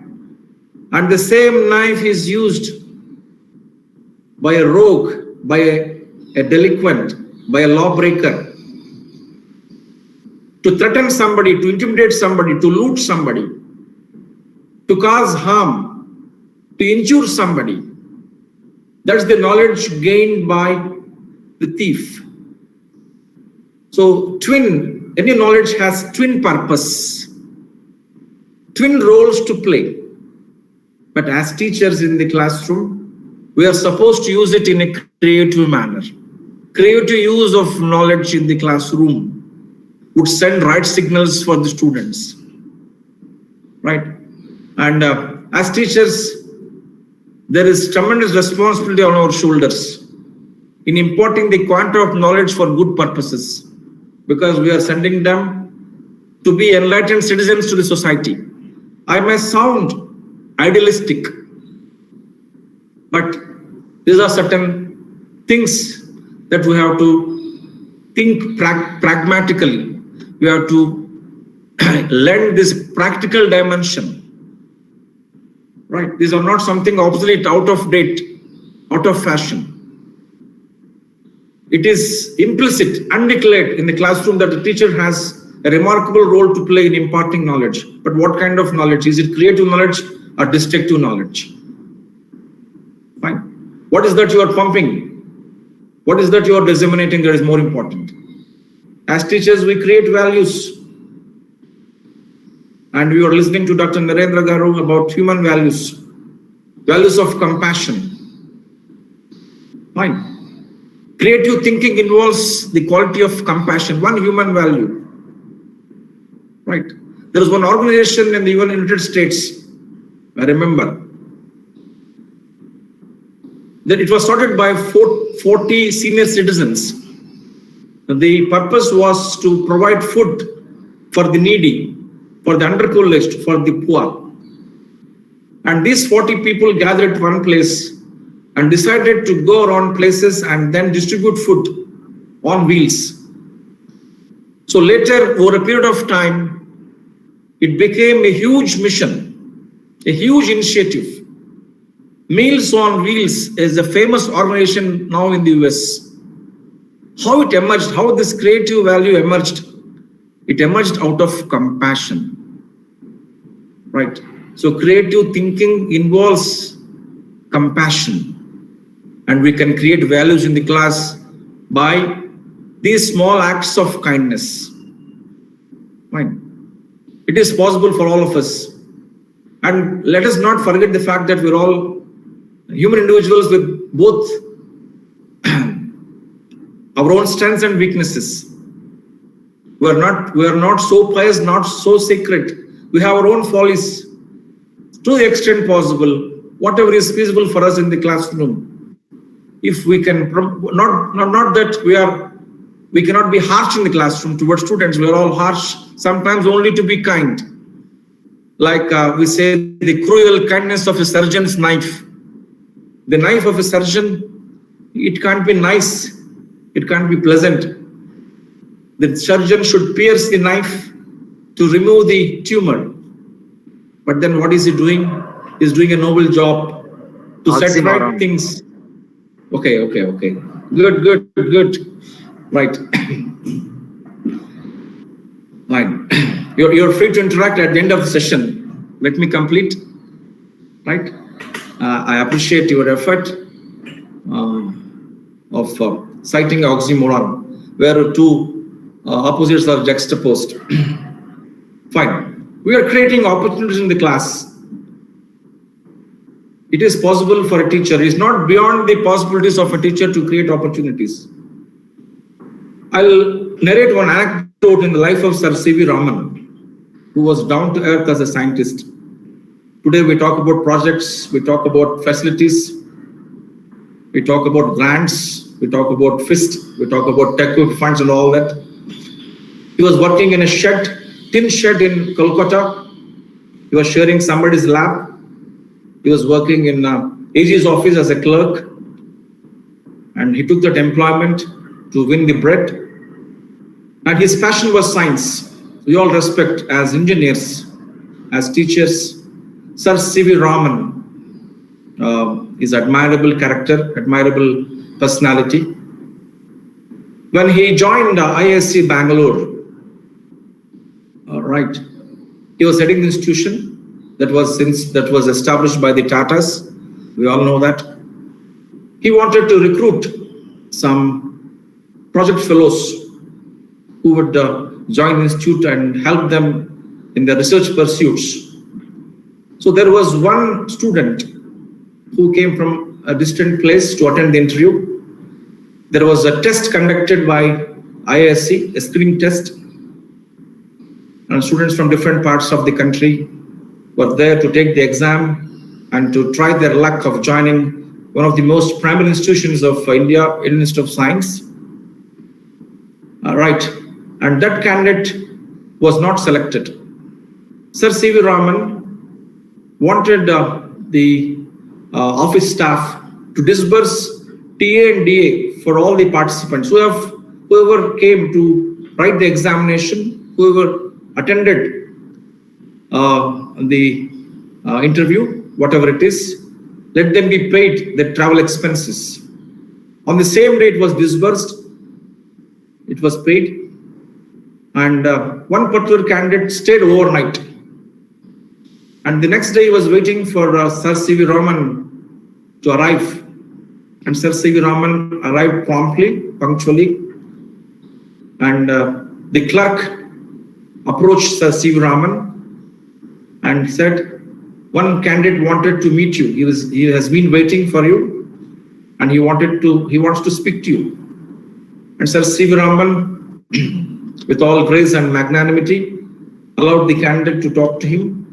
He said, sir, I thank you for giving me the opportunity to visit your Institute of Science. But I want to tell you one thing. The travel allowance that was paid to me, it was in excess. I was supposed to be paid this amount, but I was paid additionally.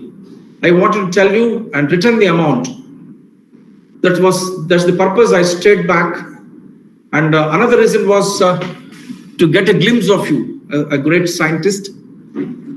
And I thought it was a privilege. It would be a privilege for me to meet you and talk to you. And I got this opportunity. And I'm leaving, sir, and I require your blessings. And Sir C.V. Raman didn't waste a single minute to check with his clerk whether this candidate was selected or not. It was informed that he was an unsuccessful candidate and he was leaving the premises. And Raman used his discretionary power, and immediately ordered his subordinates to include his name in the list of project fellows. The true test was the test of his character. With positive mind, with some vision, identifying, channelizing the ability of the candidate to follow fair methods, to adopt what is honest. Sir C. Raman gave him opportunity to work there. The one act of that student, demonstrating his honesty, demonstrating his uprightness, gave an opportunity for Sir C. Raman to create possibility for the candidate to prosper, to flourish in that reputed institution called Institute of Science.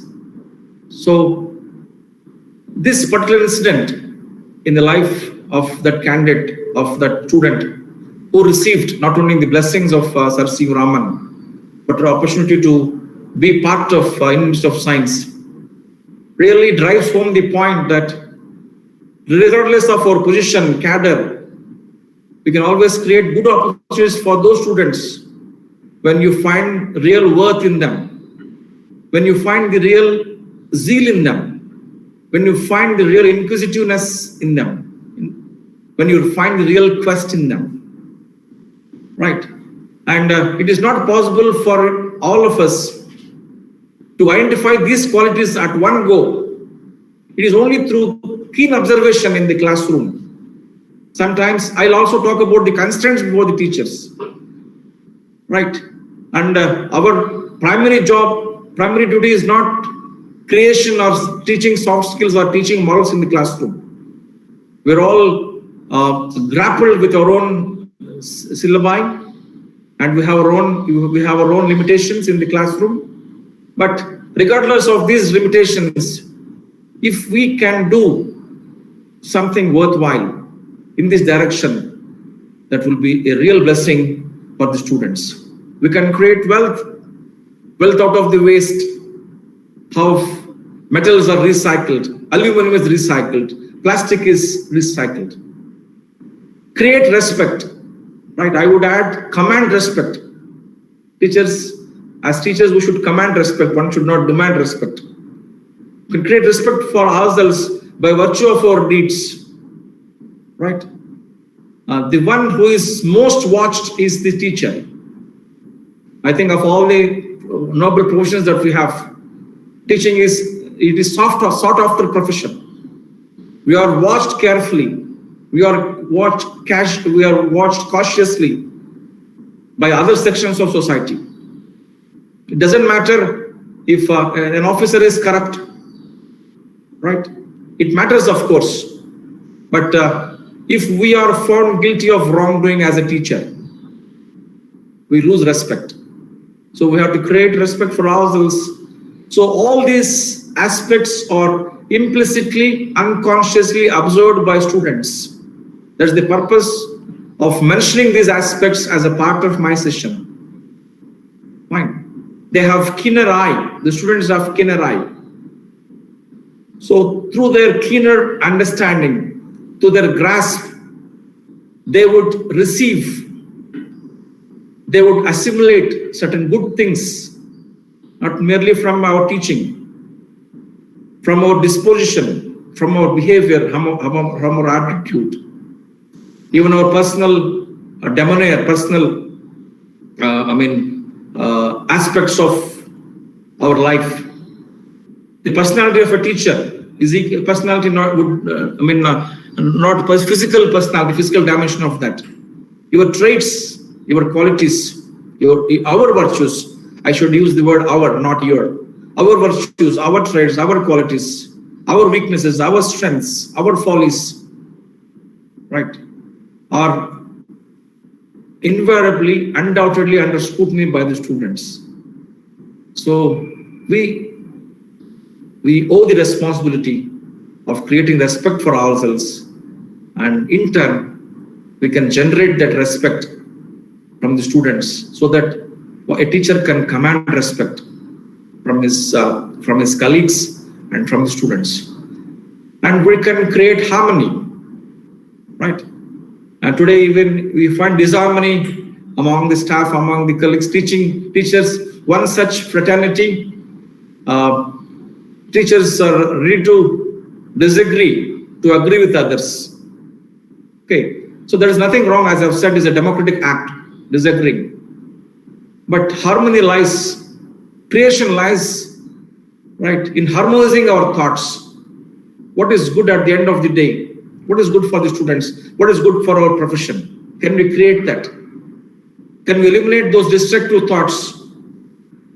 Those unrequired, unwarranted, unnecessary thoughts that would really unnerve our psyche as a teacher.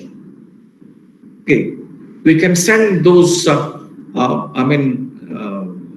cordial, we can send those positive signals to the students by creating harmony, which is possible by creative thinking, harmonious thoughts, constructive thoughts, and then we can create cordiality among the students, cordial behavior, sense of respect for others, sense of concern for others, right?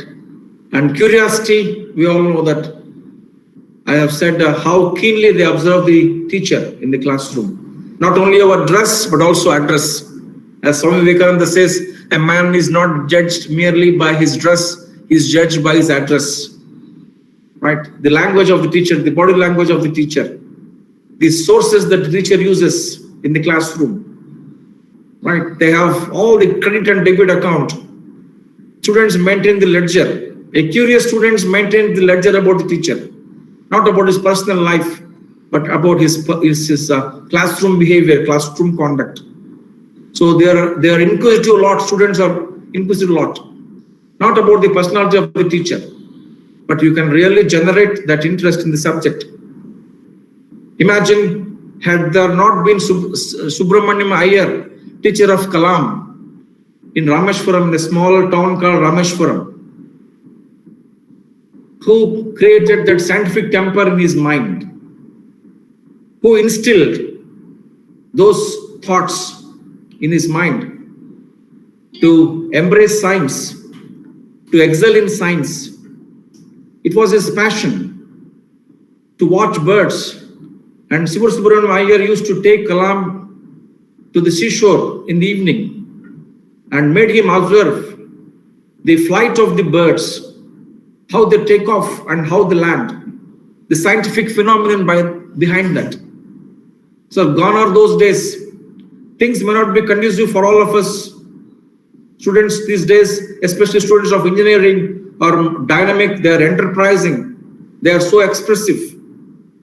But a bit of encouragement from all of us in the right direction would really make them more curious to learn. Curiosity towards learning, not curiosity towards unwarranted, unworthy things.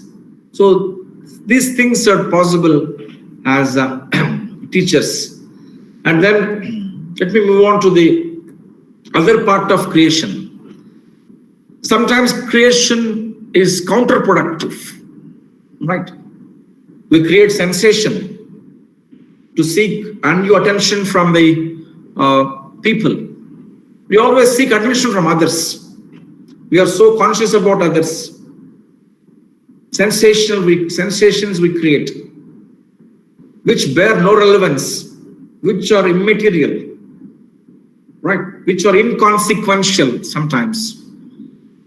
And sometimes we teachers are in the wake of controversies, right? So they are destructive by all means, creating controversies. And the purpose is we can also create evil. We can also create bad, something that is unrequired, unnecessary. So creating a sensation to be in the news for wrong reasons, it is not going to help us in any manner. Okay. And creating animosity, enmity between persons, among persons, right? And as I've said, secular attitude of the teacher in the classroom. If teachers take sides, sometimes it may be inevitable. We have to take the right side. There are two facets of any argument, three facets of argument. My side, your side, and the right side. What is right stands perennially, it's everlasting. What is right? What is correct? What is authentic? So we are bound to obey what is right at the end of the day. Let thousand arguments take place. There is something called the right side of the argument. So are we there to create animosity? Not at all. We create ill will. We create differences, right? And we create crisis situations, artificial crisis. Okay. And then create crisis sometimes through political means, right? And I tell you, there are two types of politics, creative politics and destructive politics. And there was one professor who visited our university at the time of 12B inspection. Our university applied for 12B status. And there was one professor of political science from one of the central universities. I don't remember exactly the name of the university. Professor Jha, I think he was. He was talking about politics in the universities. Okay.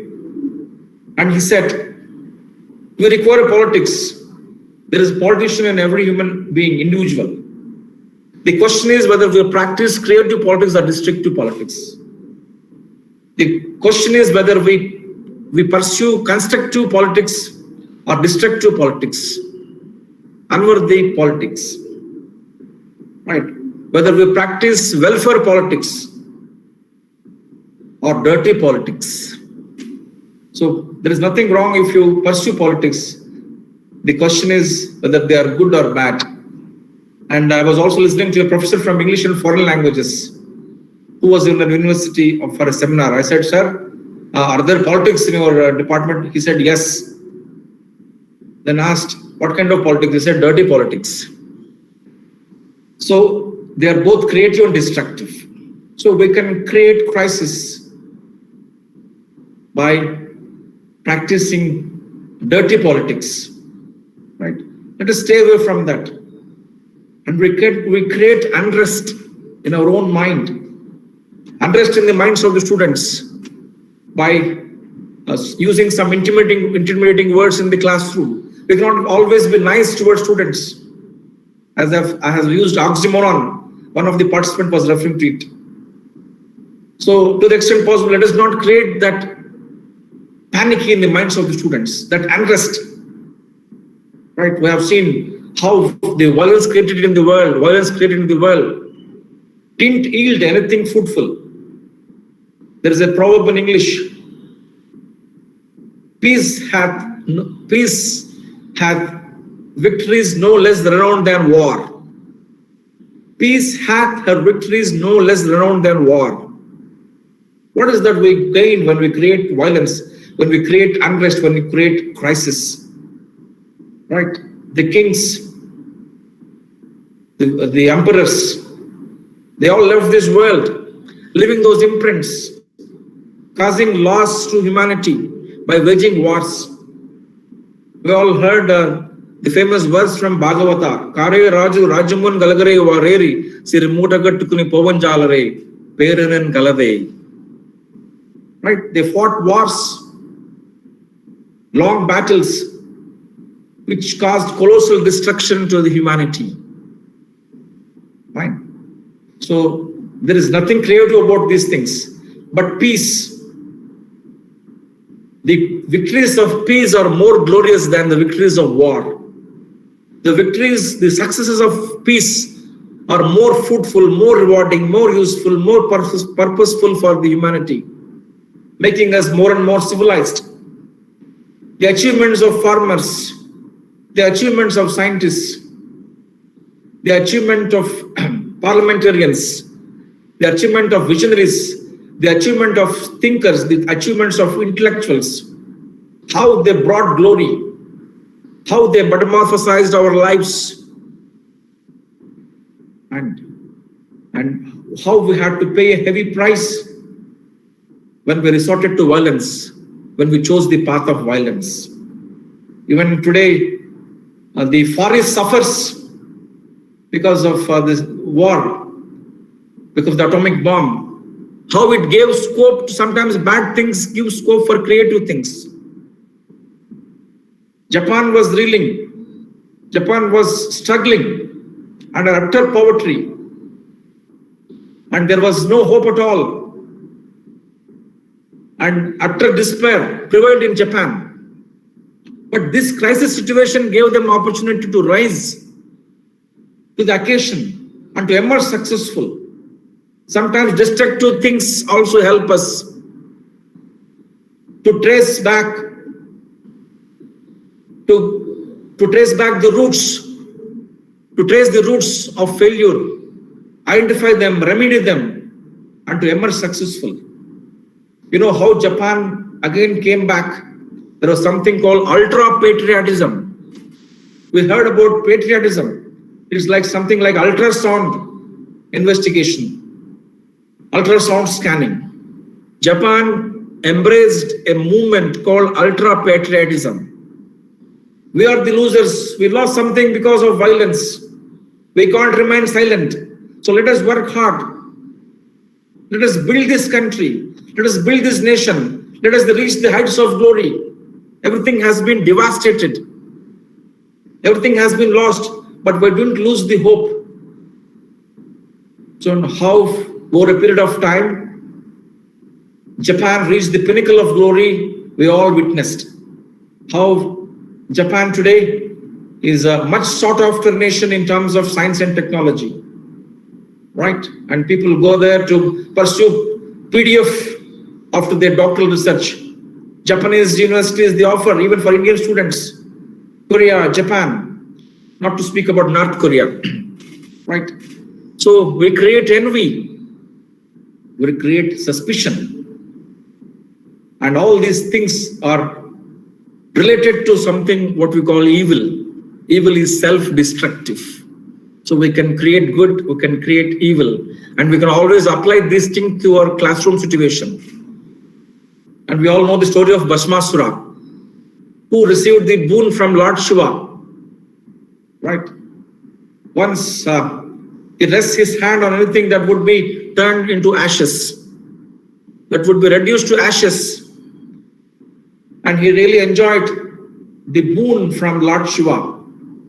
And he was causing trouble to good Samaritans. And he was troubling them like anything. And he was causing pain, he was causing panicky for those who perform good acts, rituals. He was troubling the rishis. And how he reached his end. How his own power became self-destructive. God gave him that boon. But it was used for destructive purposes. And then what happened towards the end? And how he faced the doom in his own hands. Like what we call in terms of science, Frankenstein monster. Creation killing the creator. You create evil, it kills you. So these things, I think, are quite relevant even in the classroom situation. So anything to ask? Let there be some interaction between this, or shall I go ahead with my presentation? My dear participants, are you there with me? Yes, sir. Yes, sir. Yes, sir. You can go ahead, sir. Thank you very much. Right. So, I view creativity in the following terms. It's my perspective. I believe that it is something inbuilt, intrinsic. There is something called constructive theory when we teach language. Right. Professor Chitra, I think I would be the right person to elaborate on that on some occasion. There is a theory called constructivist theory of learning. Fine. What it suggests, no man's brain is an empty slate. We're all born with inherent abilities, inbuilt abilities, but we learn. There's a blessing for us, there's a boon for us, we create. And we have to invariably learn, learning is an imminent process. Learning is an imminent process. And in the process of learning, creativity is the boon.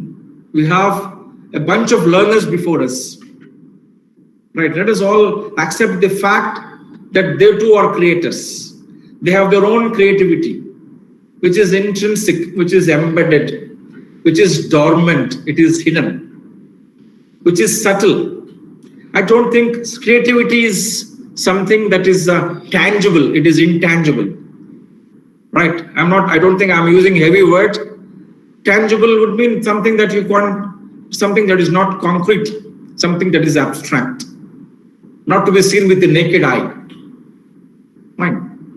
So it is something latent. Latent is a little word related to physics, a quite familiar word for all my friends, all the participants. It is something latent. It has the power to foresee. The one who is creative is blessed with the trait of foresight, intuition, foreseeing things. And one who is creative is artistic. William Shakespeare says about music, a man that has no music in him is meant for legions. I think in his Tempest he says, talking about the creative power of music, he says how music harmonizes our mind. Music is a creative art. and how 7 notes of music, how it creates myriad notes. The power of those 7 notes is something astounding, something amazing, something mind-blowing. How it is artistic. Fine. So music has that power to heal, to harmonize. Music is creative. I would touch upon that creativity related to music in the next slide. Creativity is something mysterious, something unknown sometimes. As I've said, it can't be measured. You can't go to a super bazaar and ask in kilograms or something like that. It is something that is not conspicuous. It has to be tapped, it has to be channelized by the teachers. And we have to create opportunities for that. And there are certain constraints before us when we undertake this mission of fostering creativity among the students. This is my opinion about creativity. Okay, moving on to next thing. How we spot this? I was surprised to read a small poem written by 7th standard student from Kendriya Vidyalaya, Pune. It was published in the Hindu sometime back in 2017. And we all know that female infanticide is a heinous crime. It is the order of the day. And how girls are eliminated, how the fetus is removed. Feticide is carried out in some parts of North India. Even today, girl child, how she is looked down. Right, in certain communities, we claim that we are civilized, we claim that we are scientific, we claim that we are broad-minded, right? We claim that we live in a broad-minded society, yet we commit these sins, unpardonable sins of killing girls, right? And that is rampant in some parts of India even today. I was surprised to see a response of a small girl. Right, and I was, as English teachers, sometimes we are hypercritical to find fault with the grammar, to find fault with the syntax, to find fault with the construct of the sentence. But I was pleased, I was impressed to see the creative thinking of that girl. She started writing a poem about that. A girl is a doll, the princess of the house, loved so much, so pretty and cute, like a little fairy. She solves all the problems, never demands, so affectionate till the very end. Why then we are so cruel to her and kill her in the womb? Think about it and take an oath to give her the right to survive. See, these words emanating from the student of 7th standard, you can imagine it is incredible to read this poem from a student of 7th standard. You see her sense and sensitivity behind the creativity. Behind every creative act, there is sense and sensibility. What we call spruha and spandana, right? And I don't think Dr. Chitra would object me using bilingual mode. Okay, fine. Yeah, no problem. The sense and sensitivity or sensibility the girl demonstrated through this poem is really remarkable. And this is from a school student. And we have students of engineering before us. As I've said, they are enterprising. Whenever they conduct fests, each department conduct fests. That was a regular practice. That is a regular practice in engineering colleges in JNTU. The way how they name the fest, we find that creativity. Give them any job, students of engineering, they do it in a very professional, in an organized manner. And that makes us understand, that makes us believe that creativity is something intrinsic in them. They have those hidden talents which need to be tapped, which need to be channelized in the right direction. There's only one example I gave you. A girl responding, a 7-year girl responding to a situation, right? What is happening is wrong. And what she says, let us give the right to survive. So there is an amount of seriousness. There is an amount of social responsibility in this poem. When I read this poem, I was reminded of a play by William Shakespeare, King Lear. Right, till the very end, see, so affectionate till the very end. Okay, there was an impression, a son is a son until he marries, a daughter is a daughter until she dies.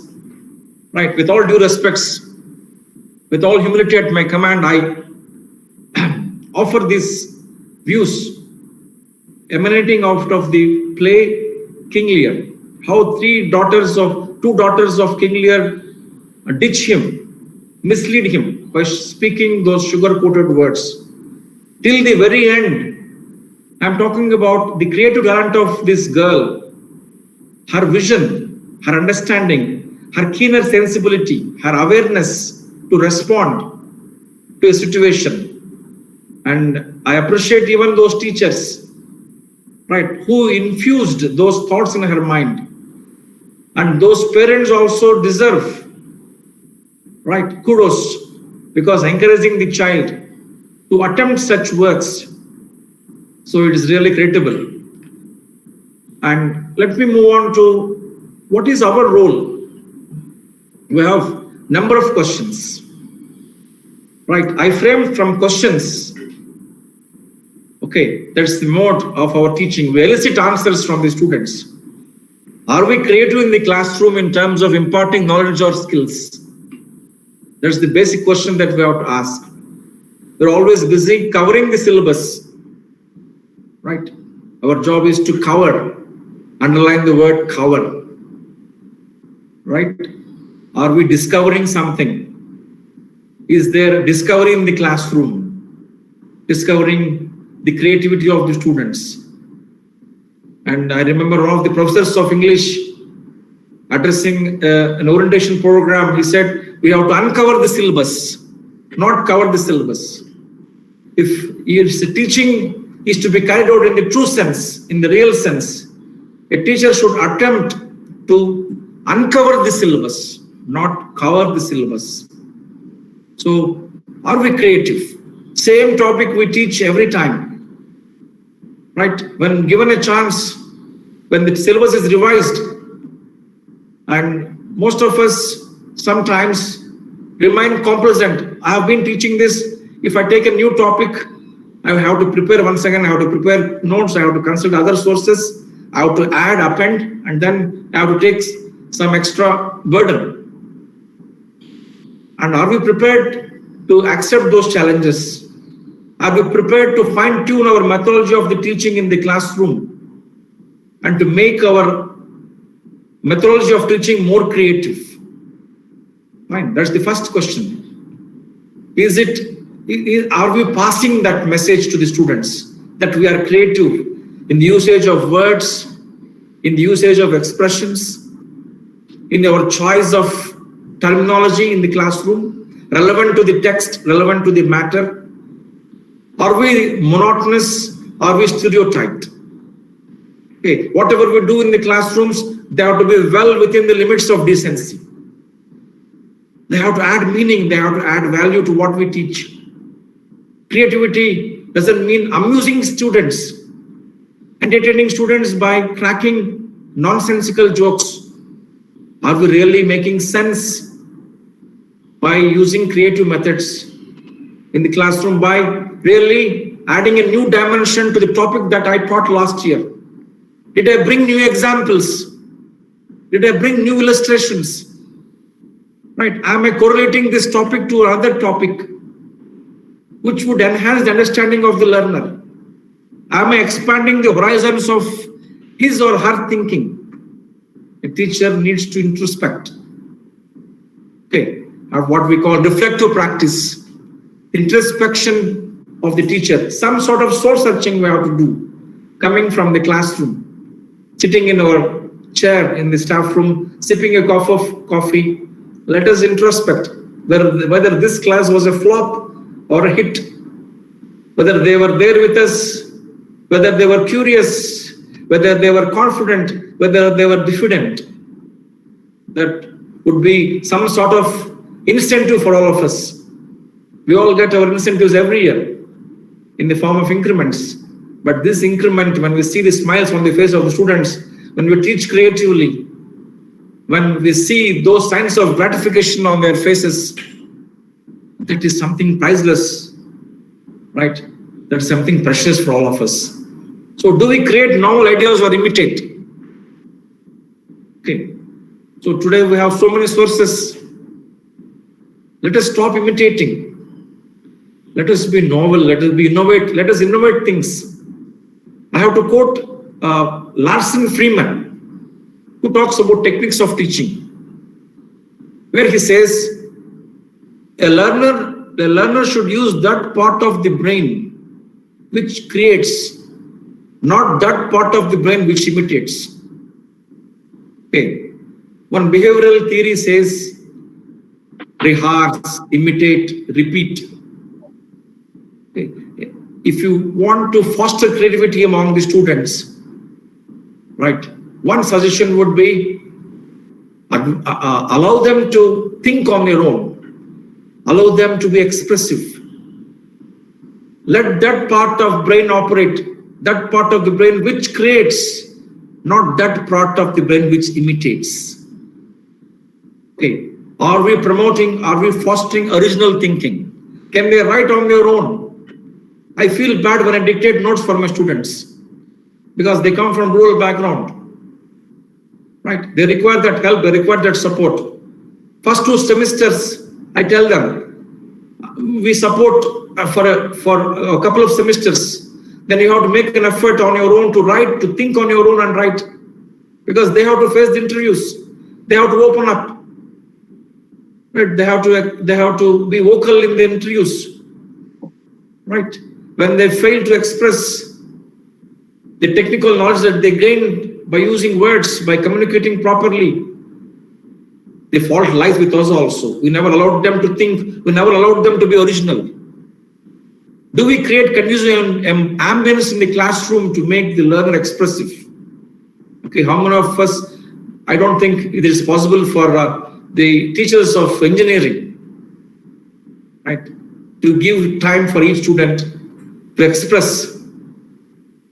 We use the lecture method mostly. Teacher is an authority in the classroom. That's the usual convention. We are tuned. Our mindset is that teacher is authority in the classroom. We speak, they listen, right? At some point of time or the other, we have to come out of this mindset, right? If you find them well behaved, if you find a cohesive group in the classroom, if you find an expressive group in the classroom, doesn't matter if let there be a meaningful noise in the classroom, but it would be a productive class. It would be a constructive activity in the classroom. Let us create that ambience. It all depends on the resourcefulness of the teacher. And most of us encourage rote learning, by heart, mug up, right? We have bazaar guides. Okay, no conceptual knowledge, no comprehensive knowledge is required these days to get to the examination. They bank on this material and they could get to the examination. So let us introspect and find out whether we are getting opportunities for them to explore, to experiment. And are we giving chances? Are we giving them the right platform for lateral thinking? What we call divergent thinking. We always promote convergent thinking. Where is that lateral thinking? Right? Do you have space for that? So are we making the students passive recipients of the information? Okay. Information is passed without interaction. Where is the activity? Where is the response from the students? Are we not making them passive recipients of information which is dumped, which goes undigested? According to the words of Swami Vivekananda, knowledge goes undigested, unassimilated. It is a mysterious process. Education has become a mysterious process. Is it rational to expect the students to perform better than others and we have to be pragmatic in that aspect.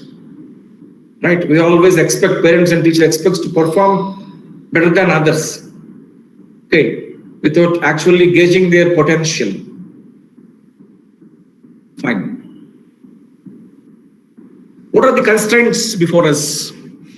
Okay, shall I take another 5 to 10 minutes, Dr. Chitra? Sir, within 5 minutes, please finish off. I'll find it. I'll find it. 5 minutes Okay. time for question and answer. Okay. I'll take 5 minutes. Okay. Okay, sir. Right. So time is a big constraint for us. First constraint I wrote is time, right? And we have to be always on the tender hooks, mid exams, right?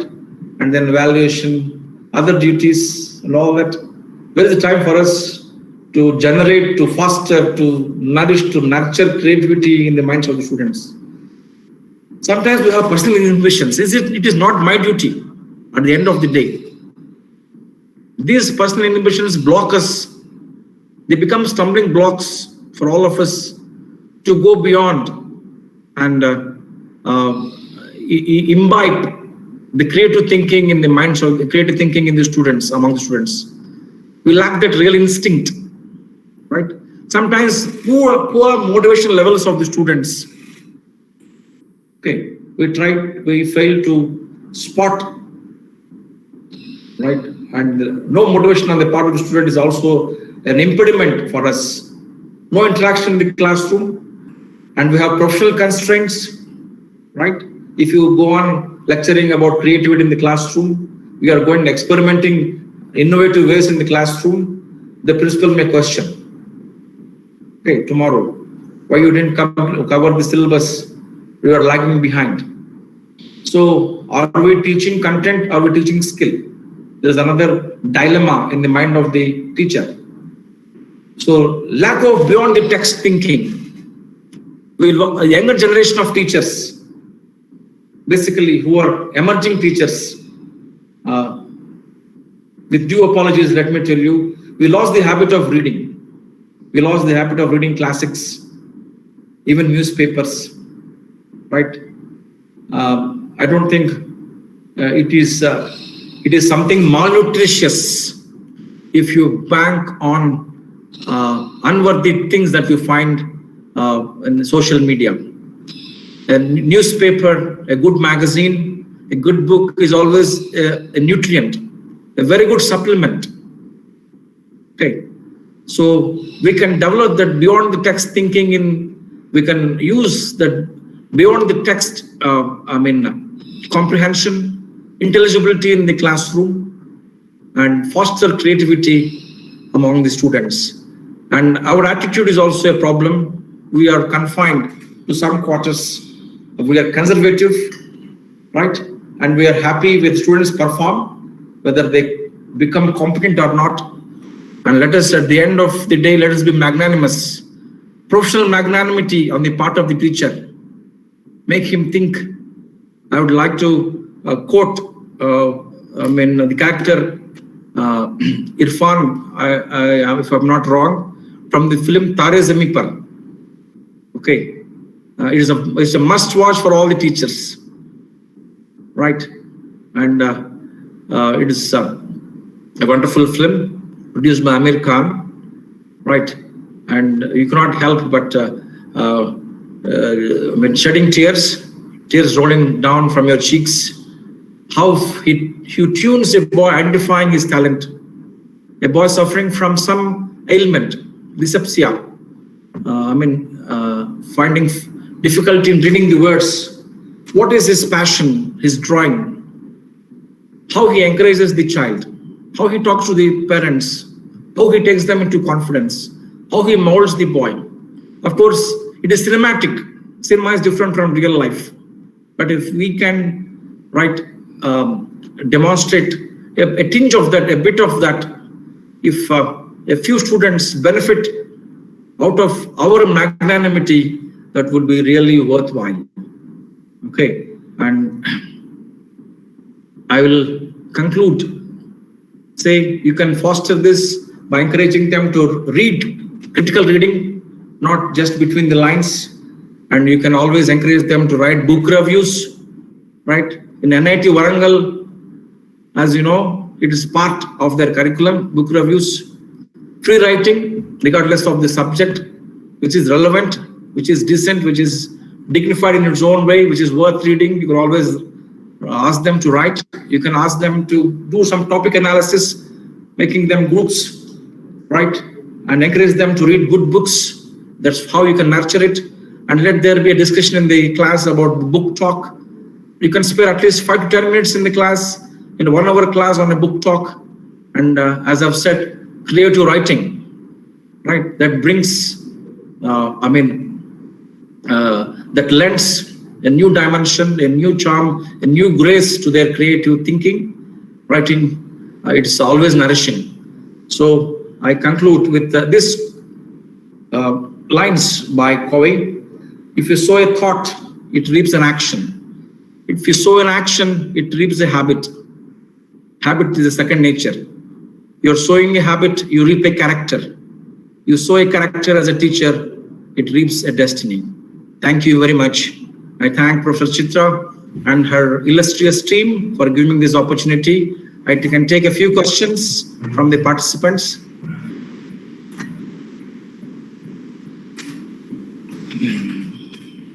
Yes, Dr. Chitra. Yeah, participants, if you have any questions, please ask the sir and take the clarification for those things. So otherwise, we'll proceed. So thank you very much, sir, for accepting my invitation and acting as resource person for this. My pleasure. My pleasure. And so really, your topic was very interesting. And so definitely all the teachers will get inspired so to motivate their students. So in order to nurture creativity among their students. So definitely, this session was very, very useful for all the teachers.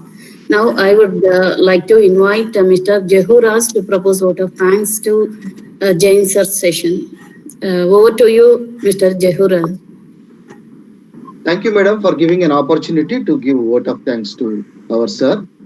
Sir, thank you, sir, for giving your lecture for more than 1 hour on fostering creativity. Really, it's an enlightening session, and we are very much happy to learn many things from you, and we learned many things from you. We did learn many things from you, especially one sentence from you that touched my mind.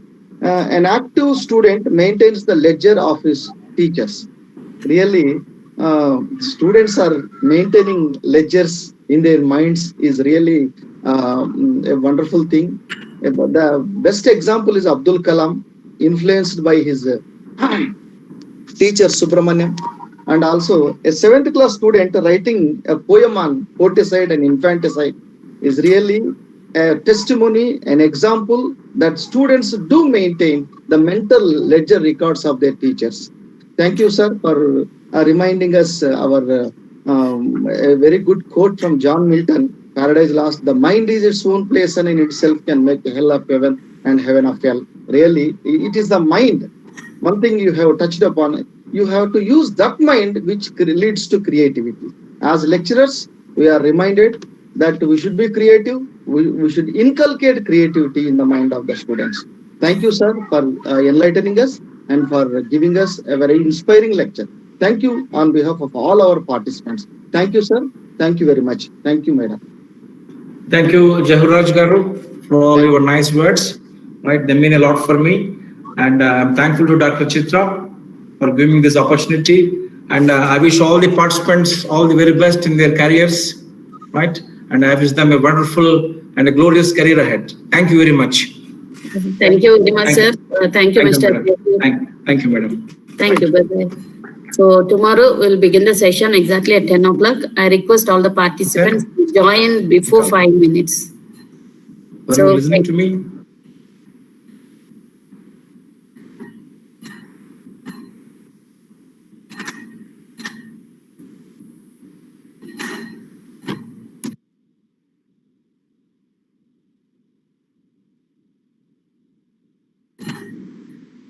Feedback